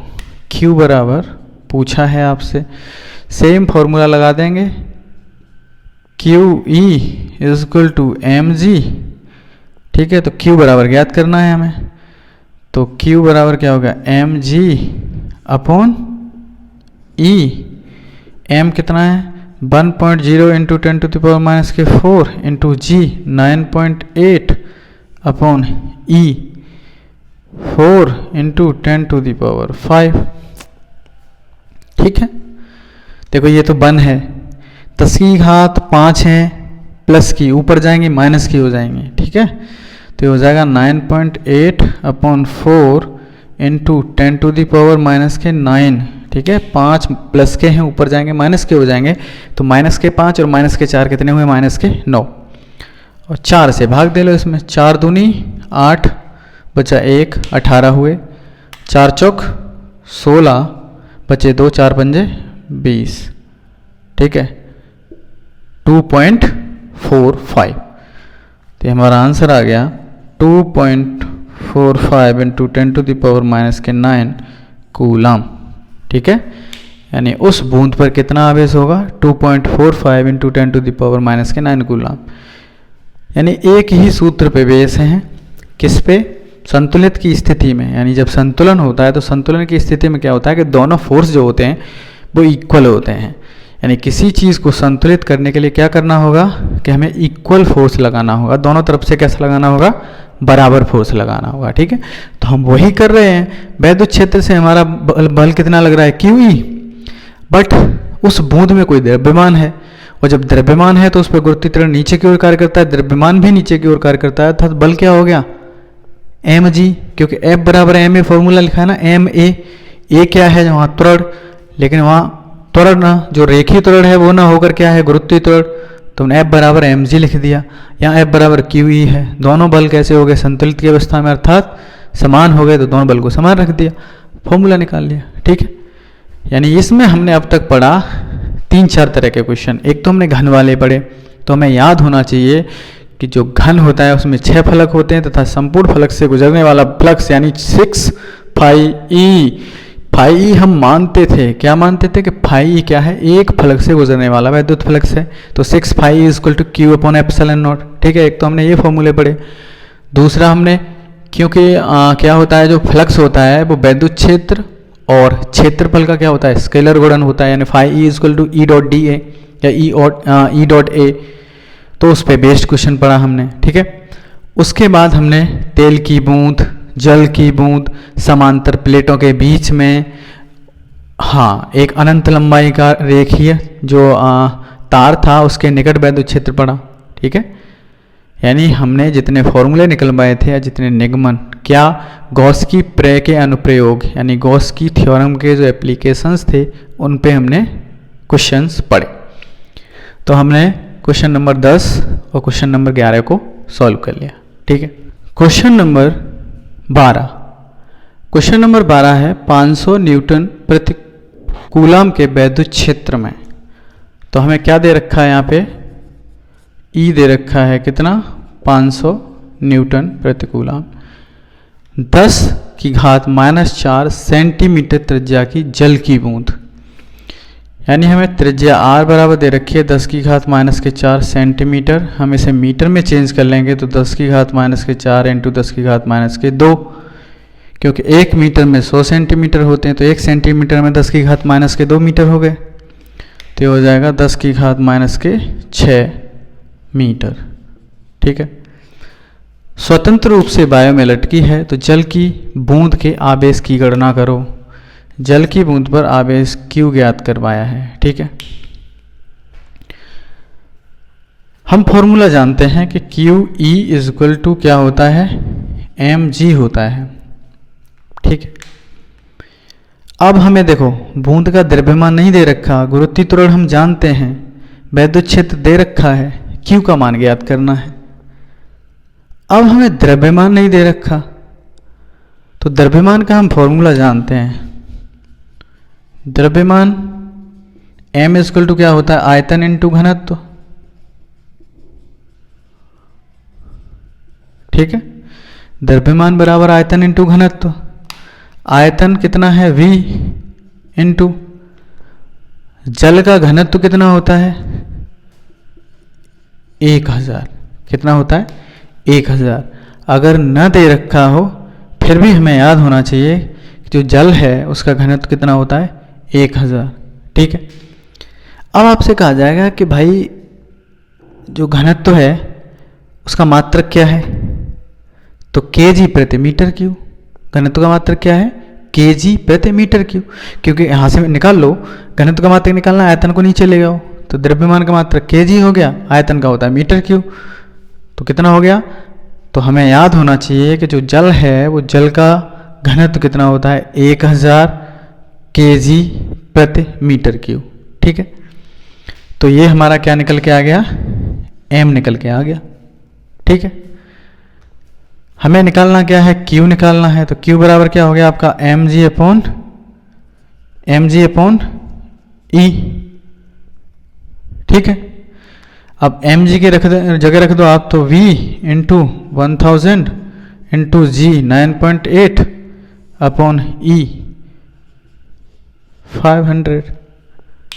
सॉल्व कर लो दो बार, तो कितना हो गया ये 2 इंटू 9.8 v, अर्थात 2 8 16 6 1 18, तो 19.6 v। अब हमें b और आ रहा है, हम b का फॉर्मूला जानते हैं। v बराबर हम क्या जानते हैं, 4/3 पाई आर क्यू। जल की बूंद का आयतन क्या होगा, 4/3 पाई आर क्यू। निकाल लो, 4/3 into pi 3.14 into R cube. R कितना है हमारा, 10 की घात माइनस का 6, इसका क्यू कर दो, ठीक है। तो करो, 4 का गुणा करो पहले इसमें, 4 चौक 16, 6 हासिल का 1, 4 1 4 और 1 5, 4 तिया 12, तो 12.56 अपॉन 3 इंटू 10⁻⁻⁻ के 18। घात के ऊपर अगर घात हो तो उसका गुणा हो जाता है, यानी 6 तिया 18। 3 से दे लो, 3 चौक 12, ठीक है, दशमलव है 5, 3 एकन 3, कितने बचे, 2 बचे, 26 हुआ, 3 8 24, 3 8 24, 2 बचे, तिछक 18, फिर 2 बचे, तिछक 18, तो हमारा कितना आ गया 4.1866 इंटू 10⁻⁻ के 18। मैंने आपको क्या बताया था कि दशमलव के बाद की संख्या का अगर जो बाद का अंक है वो 5 से बड़ा हो तो सामने वाले को 1 बढ़ा देते हैं, यानी 4.187 इंटू 10⁻⁻ के 18। ये क्या आ गया हमारा, v का मान निकल के आया है। किसका, v का मान। अब यहाँ ध्यान दो, हमने फॉर्मूले में क्या निकाला, q बराबर क्या निकाला था, 19.6 v, ठीक है। तो अब हम q बराबर रख देंगे इसमें, तो q बराबर हमारा क्या आ जाएगा, q बराबर आ जाएगा 19.6 इंटू 4.187 कर इंटू 10⁻⁻ के 18, ठीक है। आप इसको लिख सकते हो 4.19 लिख लो, तो हो जाएगा 19.6 इंटू 4.19 इंटू 10⁻⁻ के 18 कूलम। ये आ गया हमारा आंसर, ठीक है।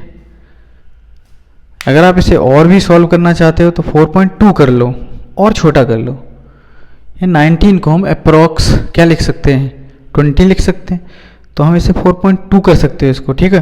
4.2 करने के बाद इन दोनों का मल्टीप्लाई करोगे आपका आंसर आ जाएगा। ठीक है, आपका आंसर आ रहा है 8.2 into 10 to the power minus के 17 12 8.2 into 10 to the power minus के 17 कूलम। ठीक है, देखो अंदाज़ा ऐसे भी लग जाता है, 19 है यहाँ पे, 19 से गुणा 4 बार करो तो 19 दूनी 38, 38 दूनी 76, यानी 76, फिर 0.6 भी है, 0.19 भी है, लगभग अप्रोक्स। तो मैंने डायरेक्ट लिख दिया 8.2 into 10 to the power minus के 17 कूलम। ठीक है, मेन चीज़ क्या है कि सॉल्यूशन करते समय हमारी प्रोसेस जो है वो सही होनी चाहिए। हमें देखना है सबसे पहले कि हमें क्या दे रखा है, क्या नहीं दे रखा है, और जो नहीं दे रखा है वो हमें कैसे निकालना है। तो हमें सारे फॉर्मूले याद होने चाहिए। ठीक है, फॉर्मूले याद रखने के लिए क्या है कि आपको प्रैक्टिस ज़्यादा करनी पड़ेगी, यानी न्यूमेरिकल्स एक बार नहीं, 2 बार नहीं, 3 बार सॉल्व करना पड़ेगा। फिर जो क्या बोलते हैं उनके फॉर्मूले हैं वो खुद ब खुद आपको याद हो जाएंगे। ठीक है, कुछ चीज़ें ऐसी हैं जो हमें याद ही रखनी है, जैसे कि मैंने आपको बताया था जो जल है उसका घनत्व कितना होता है 1 इंटू 10 टू द पावर 3 या 1000 क्या kg प्रति मीटर क्यूब। ठीक है, अगर नहीं दे रखा, जैसे कि क्वेश्चन में यहाँ नहीं दे रखा है, आप कहोगे कि भाई घनत्व तो नहीं दे रखा है तो हम द्रव्यमान कैसे निकालेंगे। ठीक है, नहीं दे रखा है तो हमें पता है कि जल का जो घनत्व होता है वो होता है 1000 kg अपॉन मीटर क्यूब। ठीक है, क्वेश्चन नंबर 13। तो क्वेश्चन नंबर 13 है, एक आवेशित तेल की बूंद को 3 into 10 to the power 4 newton प्रति कूलम के वैद्युत क्षेत्र में संतुलन की अवस्था में लटका कर रखा गया है। अर्थात हमें क्या दे रखा है, हमें दे रखा है E बराबर दे रखा है हमें 3 into 10 to the power 4 newton प्रति कूलम। फिर कह रहा है कि इसका द्रव्यमान, तो m बराबर दे रखा है कितना 9.75 into 10 to the power minus के 16 kg। ठीक है, तो इसके ऊपर आवेश की गणना करो तथा बूंद पर कितने इलेक्ट्रॉन हैं। वही अब हम फॉर्मूला जानते हैं क्या, QE बराबर mg। हमें क्या निकलवाया है, आवेश निकलवाया है मैंने, Q बराबर तो mg अपॉन E।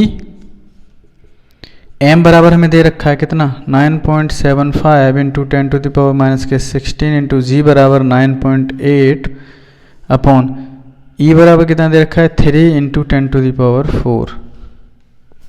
ठीक है, ये 10 टू द पावर 4 पॉजिटिव है, ऊपर जाएंगे क्या हो जाएगा, नेगेटिव हो जाएगा। ठीक है, तो ये आ गया 9.75 into 9.8 into 10 to the power minus का कितना हो जाएगा 20। ठीक है, अपॉन 3। 3 से विभाजित होने वाली संख्याएं याद करो, 3 से कौन सी संख्या विभाजित होती थी, वे संख्याएं जिनकी योग, जिन संख्याओं का अगर कुल योग किया जाए, अंकों का योग। ठीक है, अगर किसी भी संख्या के अंकों का योग किया जाए, वो अगर 3 से विभाजित हो जाता है तो वो संख्याएं 3 से विभक्त हो जाएंगी। देखो 9 और 7 16, 16 और 5 21, 3 से डिवाइड हो जाएगा, तो 3 से डिवाइड कर दो इसे, 3 तिया 9, 3 दूनी 6 ते 5 15, तो 3.25। ठीक है, तो हमारा आंसर आ गया 3.25 into 9.8 into 10 to the power minus के 20 कूलम। ठीक है, फिर कह रहा है कि बूंद पर कितने इलेक्ट्रॉन हैं। अब भाई बूंद पर कितने इलेक्ट्रॉन हैं तो हमें वो भी याद करना है। ठीक है, देखो आप 9.8 की जगह ना एक काम करो 10 रख दो तो और सुविधा हो जाएगी। ठीक है, चलो हमने 10 रख दिया जी की जगह, और सुविधा हो जाएगी भाई। तो अब क्या हो गया, ये 3.25 into 10 to the power minus के 19 कूलम। ये 10 की घात 1 है ना, तो 1 प्लस की है माइनस के 20 हैं तो घट जाएगी, तो माइनस के 19 कूलम। ये हमारा क्या आ गया, आवेश आ गया। फिर पूछा है उसने कि बूंद पर कितने इलेक्ट्रॉन हैं, तो हम फॉर्मूला जानते हैं Q बराबर Ne। ठीक है, नंबर ऑफ इलेक्ट्रॉन पूछे हैं तो n बराबर क्या हो जाएगा Q अपॉन E। Q का मान कितना है 3.25 into 10 to the power minus के 19 अपॉन E बराबर क्या होता है 1.6 into 10 to the power minus के 19। 16 16 दूनी 32, लगभग 2 बार कट जाएगा, यानी कितने इलेक्ट्रॉन हैं 2 इलेक्ट्रॉन्स हैं, ठीक है। वेरी इजी क्वेश्चन, हर जगह वही फॉर्मूला लगाना है, Q E is equal to M G, फिर कितने इलेक्ट्रॉन हैं हम जानते हैं, क्यू बराबर एन ई, फॉर्मूला, हमारा आंसर आ गया, ठीक। नंबर 14, क्वेश्चन नंबर 14 क्या कह रहा है कि 0.1 मीटर त्रिज्या के गोली चालक को कितना आवेश दिया जाए कि पृष्ठ पर वैद्युत क्षेत्र की तीव्रता 900 न्यूटन प्रति कूलाम हो। अब इससे जो लास्ट वीडियो थी उसमें मैंने आपको बताया था कि जो गॉस की प्रमेय के क्या बोलते हैं हम अनुप्रयोग थे, जो एप्लीकेशंस थे, उसमें लास्ट एप्लीकेशंस यही था कि कोई गोली चालक था, वो उस पर जो एक समान जो आवेश है वो एक समान रूप से वितरित है, तो उसके पृष्ठ पर, पृष्ठ के भीतर, पृष्ठ के बाहर वैद्युत क्षेत्र की तीव्रताओं के मैंने फॉर्मूले ज्ञात करवाए थे। तो अब यहाँ ध्यान दो, फिर मैंने एक लाइन नोट करवा के उसमें ये लिखवाई थी कि कोई अगर गोली चालक है, ठीक है, और उसके बाहर अगर हम किसी बिंदु पर वैद्युत क्षेत्र की तीव्रता ज्ञात करते हैं तो जो गोली चालक है वो ऐसे व्यवहार करता है कि जैसे उस गोली चालक का संपूर्ण आवेश कहाँ स्थित हो, उसके केंद्र पे स्थित हो, ठीक है। तो हम इसका फॉर्मूला E बराबर हमने निकाला था KQ/R², ठीक है। ये जो R क्या है वो है केंद्र से उस बिंदु तक की दूरी जहां हमें वैद्युत क्षेत्र ज्ञात करना है, लेकिन अब हमें वैद्युत क्षेत्र कहाँ ज्ञात करना है, इसके पृष्ठ पे ज्ञात करना है। तो पृष्ठ पे ज्ञात करने के लिए जो R है वो क्या हो जाएगी, त्रिज्या के बराबर हो जाएगी। तो हमारी R बराबर हमें दे रखी है कितनी, 0.1 मीटर, अर्थात 1.0 × 10⁻⁻1 मीटर, ठीक है। स्टैंडर्ड वैल्यू लिख लिया हमने। हमें E बराबर दे रखा है कितना, 900 न्यूटन प्रति कूलाम। फॉर्मूला लगा देंगे, E बराबर KQ/R², K कितना होता है, 9 × 10⁻⁹, ठीक है। Q हमें ज्ञात करना है, R 1.0 × 10⁻⁻1 का स्क्वायर। E बराबर कितना है, 900, तो रख दो 900 बराबर 9 × 10⁹ Q अपॉन कितना हो जाएगा, 1 का वर्ग 1 ही रहेगा, 10⁻⁻2 हो जाएगा ये, ठीक है। 9 से 9 कट गया। अब 10⁻⁻2 का इधर गुणा करोगे और 10⁻2 प्लस यानी 100 या 10⁻2 पहले से हैं, देखो ठीक है, ऐसे कर लो, 100 है, जब 9 से एक बार कटा तो 100 आ गए, 100 गुणा 10⁻⁻2 बराबर Q × 10⁻9, सॉरी 10⁻9, ठीक है। यहाँ आ जाओ, 100 को हम क्या लिख सकते हैं, 10⁻2 × 10⁻2 इक्वल टू Q × 10⁻9, ये कट गए, यहाँ क्या बचा, 1 बचा। Q बराबर 1/10⁻9, तो Q बराबर कितना होगा, 10⁻⁻9 कूलम। ये हमारा आवेश निकल के आ गया, कितना आवेश, 10⁻⁻9 कूलम। क्वेश्चन नंबर 15 है, 10 सेंटीमीटर त्रिज्या के एक धातु के अचालक गोले को 1 माइक्रोकूलम का आवेश एक समान रूप से पूरे आयतन में वितरित है, इसके कारण वैद्युत क्षेत्र की तीव्रता ज्ञात करो, ठीक है। तो ये लास्ट जो वीडियो थी उसमें गॉस के नियम का जो अनुप्रयोग था, गॉस के नियम का जो एप्लीकेशंस था, उसका लास्ट एप्लीकेशंस था किसी एक समान रूप से किसी एक समान रूप से आवेशित गोलीय अचालक या अचालक गोले के कारण वैद्युत क्षेत्र की तीव्रता तो कहाँ कहाँ हो सकती थी, गोले से बाहर हो सकती थी, गोले के पृष्ठ पे हो सकती थी, गोले के भीतर हो सकती थी। तो हमसे उसने तीनों कंडीशन में पूछ रखा है कि गोले से 20 सेंटीमीटर यानी गोले के केंद्र से 20 सेंटीमीटर की दूरी पर, गोले के पृष्ठ पर, गोले के भीतर केंद्र से 4 सेंटीमीटर की दूरी पर, ठीक है। चित्र बना लेते हैं। ये एक गोला है, ठीक है, एक समान रूप से आवेशित है, पूरे आयतन में एक समान रूप से आवेश वितरित है। क्यों? क्योंकि अचालक गोला है। तो कितना, 1 माइक्रोकूलम, ठीक है। अब देखो हमें दे रखा है Q बराबर कितना 1.0 माइक्रोकूलम अर्थात 1.0 इंटू 10⁻⁻⁶ कूलम। ठीक है, मैंने आपको पहले ही बताया था एक पद्धति में मात्रा को हम चेंज कर लेते हैं। हमें त्रिज्या दे रखी है, हम मान लेते हैं कैपिटल R दे रखी है हमें, इस गोले का केंद्र है ये और हमें कैपिटल R दे रखी है। ठीक है, कितनी 10 सेंटीमीटर अर्थात 10 × 10⁻⁻² मीटर। ठीक है, या हम कह सकते हैं 1.0 इंटू 10⁻⁻⁻⁴ मीटर, क्योंकि दशमलव 10 हैं, एक दशमलव हट जाएगा। ठीक है,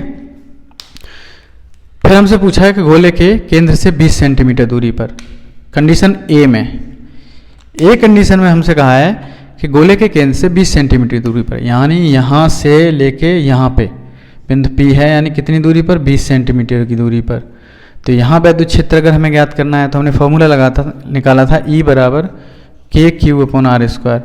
मैंने आपको पहले ही बताया था कि कैसे व्यवहार करता है, जैसे कि इसका संपूर्ण आवेश इसके केंद्र पर निहित हो। ठीक है, तो KQ/R², वैद्युत क्षेत्र ज्ञात करना है, लगा दो। K का मान कितना होता है 9 इंटू 10⁻⁹ इंटू Q कितना दे रखा है आपको 1 इंटू 10⁻⁻⁶ अपॉन R कितना है आपका 20 सेंटीमीटर, तो 20 × 10⁻⁻² का स्क्वायर, यानी R वहाँ क्या होती थी, R वो होती थी कि उस गोले के केंद्र से उस बिंदु तक की दूरी जहाँ हमें वैद्युत क्षेत्र ज्ञात करना है। ठीक है, अब इसे सॉल्व करो तो देखो 9 इंटू 10⁻9 है, यहाँ 10⁻⁻6 है तो 10⁻3 बचे अपॉन 20 और 20 इंटू 20 ही लिख लो आप। ठीक है, 400 मत लिखो, 10⁻⁻4 ऊपर जाएंगे प्लस के हो जाएंगे, तो ये क्या हो गया 9 × 10⁻3 × 10⁻⁻4 में ऊपर जाएंगे तो 10⁻+4 हो जाएंगे, बट्टे 2 दूनी 4, यानी ये कितना हो गया 400। 400 को 4 × 10⁻2 लिख सकते हैं हमने लिख लिया 10⁻2। ठीक है, अब 10⁻2 ऊपर जाएंगे या 10 से 2 एक बार, ये 10⁻1 बची यहाँ पे। कैसे, ये मत बोलना काट दिए, इसका मतलब ये 1000 हैं या 100 हैं, 2 0 से 2 0 काट दिए। ठीक है, अब ये आ गया 9 इंटू 10⁻4 और 1 5 बटे 4। ठीक है, 4 से भाग दे दो तो 4 दूनी 8 बचा 1, 4 दूनी 8 बचे 2, 4 पंजे 20 इंटू 10⁵ वैद्युत क्षेत्र है तो न्यूटन प्रति कूलम, यानी ये आ गया हमारा, यानी गोले के केंद्र से 20 सेंटीमीटर दूरी पे हमने निकाल लिया, हमारा वैद्युत क्षेत्र आ गया 2.25 इंटू 10⁵ न्यूटन प्रति कूलम। क्लियर हुआ। सेकंड हमसे पूछा है गोले के पृष्ठ पर, तो हम अब निकालेंगे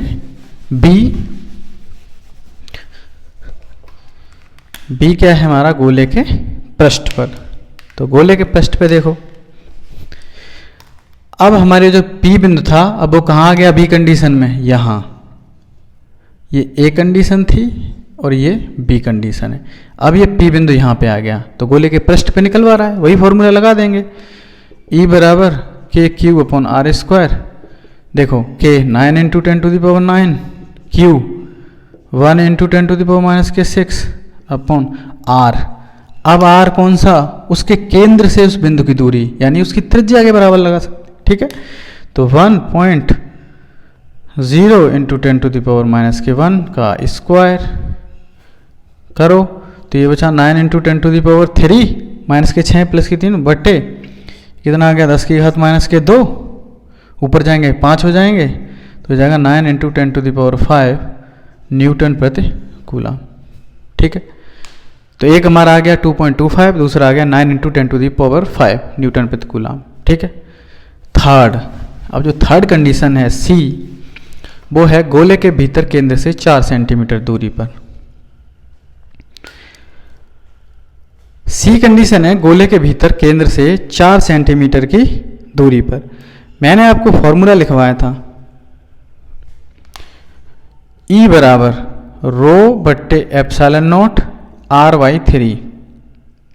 ठीक है, अगर गोला अचालक है तब, अगर गोला चालक हो तो अगर गोला चालक है तो अगर हमसे उस गोले के अंदर, जैसे कि तीसरी कंडीशन है गोले के भीतर, अगर गोले के भीतर वैद्युत क्षेत्र का मान पूछा जाता है तो हम सीधा बोल सकते हैं गोला अगर चालक हो तो कितना, 0। ठीक है, क्यों? क्योंकि चालक गोला किस तरह से व्यवहार करता है कि जैसे कि उसका संपूर्ण आवेश उसके पृष्ठ पर एक समान रूप से वितरित हो। ठीक है, लेकिन यहाँ पे उसने बोला है कि गोला कैसा है, अचालक है। तो हमने अचालक के लिए एक फॉर्मूला निकलवाया था, E = ρε0 r/3। r को क्या, उसके केंद्र से उस बिंदु की दूरी। तो अब जो सी कंडीशन के लिए वो यहाँ है, P बिंदु यहाँ आ गया। ये कंडीशन कौन सी है, सी कंडीशन है, और इसकी दूरी कितनी है, 4 सेंटीमीटर। ठीक है, यानी केंद्र से 4 सेंटीमीटर दूरी पर बिंदु है P। ए कंडीशन कहाँ थी, बिंदु P 20 सेंटीमीटर दूरी पे था। बी कंडीशन कहाँ थी, P पृष्ठ पे था। सी कंडीशन क्या है कि उसके अंदर केंद्र से 4 सेंटीमीटर दूरी पर है। ठीक है, यहाँ हमें आर पता है, ε0 का मान हम जानते हैं, रो पता नहीं है हमें। रो क्या है, रो है इसका आयतन आवेश घनत्व। क्या है, आयतन आवेश घनत्व, यानी हर जगह एक समान रूप से वितरित है। ठीक है, तो देखो रो बराबर क्या, रो बराबर है आयतन आवेश घनत्व यानी Q/V। रो बराबर क्या होता है, Q/V। ठीक है, अब देखो Q दे रखा है, P बराबर हम निकाल सकते हैं, या हम रो की जगह Q/V रख दें, तो रो की जगह Q/V रखो तो E = हो जाएगा Q/V/ε0 r/3। ठीक है, क्लियर हुआ? अब इसका पहले और चौथे का, दूसरे और तीसरे का गुणा करोगे तो ये क्या हो जाएगा, ये हो जाएगा Q/3V/ε0। ठीक है, देखो और क्लियर लिख देता हूँ, हमें रो की जगह क्या लिखना है, Q/V, तो हमने लिख दिया Q/V/ε0। ठीक है, इंटू r/3, तो QR/V/ε0 इंटू 3। अब देखो हम V का मान निकाल लेंगे। V बराबर हम क्या जानते हैं, यहाँ से निकाल देंगे हम V बराबर क्या होता है हमारा, 4/3 पाई RQ। तो 4/3 पाई कितना होता है, 3.14 इंटू R कितना होता है हमारा, R 10 सेंटीमीटर। त्रिज्या का मान कितना है, 10 सेंटीमीटर, यानी 1.0 इंटू 10⁻⁻1 का क्यूब कितना हो गया, 4/3 इंटू 3.14 इंटू 10⁻⁻3। ठीक है, इसको कर लो तो 4 चौक 16, 6, 4 चौक 16, 6 हासिल का 1, 4 एकन 4 और 1 5 हासिल 4 12। ठीक है, बट्टे 3 गुणा 10⁻³ 3 चौक 12 दशमलव 3 एकन 3 3 8 24 बचे 2 3 6 18 3 6 18 इंटू 10⁻³ ये आ गया V बराबर। ठीक है, V बराबर आ गया हमारा 4.186 इंटू 10⁻³ अब इस फॉर्मूले में इसका मान रख दो।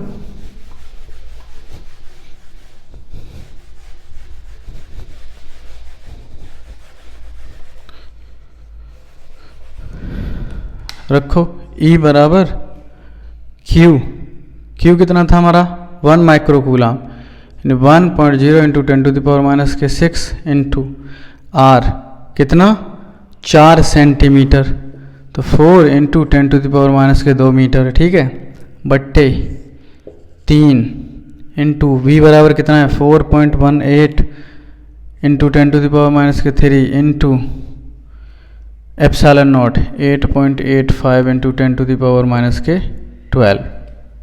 ठीक है, अब देखो हल करेंगे हम तो 10⁻⁻6 -2 कितने हुए -8, तो हो गया 4 इंटू 10⁻⁻8 अपॉन, अब देखो 10⁻⁻3 -12 कितने हुए -15, ऊपर जाएंगे तो 10⁻+15 हो गए, नीचे क्या बता 3 इंटू 4.18 इंटू 8.85। ठीक है, अब देखो 10⁻⁻8 हैं 10⁻15 हैं तो 10⁻+ के कितने बचे 7, तो हो गया 4/3 इंटू 4.18 इंटू 8.85 इंटू 10⁻7। ठीक है। अब 4 हैं ऊपर, 2 से काटो, 2 दूनी 4, 2 दूनी 4, 2 निम 18। ठीक है। तो ये हो गया हमारा 2 इंटू 10⁻7/3 इंटू 2.09 इंटू 2 लिख लो इंटू 8.85। ठीक है। 2 से 2 काट दो, ये आ जाएगा 1/3 इंटू 8.85 इंटू 10⁻7। ठीक है। इसका गुणा कर लो। जब इसका गुणा करोगे, चलो मैं सॉल्व कर ही देता हूँ इसे पूरा।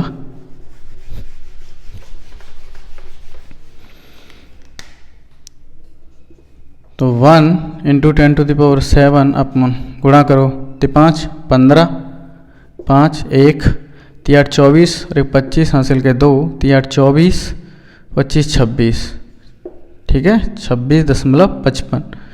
इसको हम क्या कर सकते हैं कि यहाँ से 2 जीरो निकाल लेते हैं। तो ये होगा 100 गुणा 10 की घात 5 बटे 26.55। ठीक है। अब 26 दूनी 52, 26 तिया 78 होते हैं, तो लगभग 3 के करीब भाग जाएगा, 3 दशमलव कुछ। ठीक है। तो इसका आंसर आ गया 3 दशमलव कुछ इंटू 10⁵। ठीक है। लगभग 6 के आ जाएगा। तो 3.6 इंटू 10⁵ क्या है हमारा ये वैद्युत क्षेत्र, तो न्यूटन प्रति कूलम। ठीक है। तो हमारा आंसर आ गया 3 पॉइंट। आप सॉल्व करोगे तो 3 पॉइंट कुछ आएगा, 3 दशमलव इंटू 10⁵ न्यूटन प्रति कूलम।